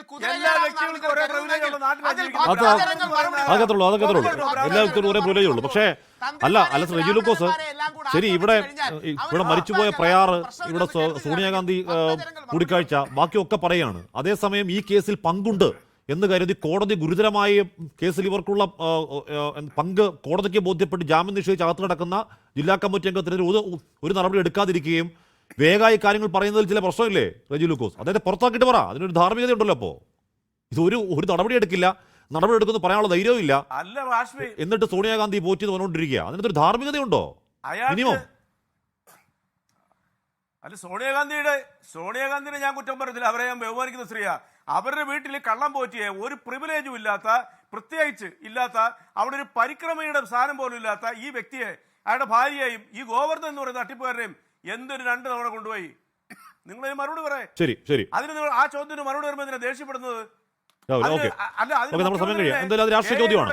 അങ്ങോട്ടും ഇങ്ങോട്ടുള്ള രാഷ്ട്രീയ ചോദ്യങ്ങൾ തന്നെയാണ് നമ്മൾ കഴിഞ്ഞ ഒരാഴ്ച ചോദിച്ചുകൊണ്ടിരിക്കുന്നത്. ആ രാഷ്ട്രീയ ചോദ്യങ്ങൾ ചോദിക്കേണ്ടവർ ചോദിക്കട്ടെ, രാഷ്ട്രീയ ഏറ്റുമുട്ടൽ നടത്തട്ടെ. പക്ഷേ രാഷ്ട്രീയ ഏറ്റുമുട്ടൽക്കപ്പുറം കേരളത്തിന് അറിയേണ്ട ഏറ്റവും പ്രധാനപ്പെട്ട ചോദ്യം ഇപ്പോഴും ബാക്കി നിൽക്കുകയാണ്. എന്താണ് ആ ചോദ്യം? കോടാനുകോടി മനുഷ്യർ വിശ്വസിക്കുന്ന, ആരാധിക്കുന്ന ശബരിമലയിലെ ദ്വാരപാളികൾ അടിച്ചുകൊണ്ട് പോയത് ഇപ്പോൾ ആരുടെ പക്കലാണ്, അതിപ്പോൾ എവിടെയാണ് എന്ന ചോദ്യം ഇപ്പോഴും ഉത്തരമില്ലാതെ നിൽപ്പാണ്. ഒരിക്കൽ കൂടി പറയുന്നു, ആ ഉത്തരം കേരളത്തിന് അറിയണം. എൻകൗണ്ടർ പൂർണ്ണമാകുന്നു. പ്രിയ പ്രേക്ഷകർക്ക് ശുഭരാത്രി. ലോകത്തെവിടെയായാലും ഏത് സമയത്തും 24 വാർത്തകളും ഓഗ്മെന്റഡ് റിയാലിറ്റി പാക്കേജുകളും എക്സ്പ്ലെയിനറുകളും വിശദമായി കാണാൻ ഞങ്ങളുടെ യൂട്യൂബ് ചാനൽ നിങ്ങൾക്ക് സബ്സ്ക്രൈബ് ചെയ്യാം.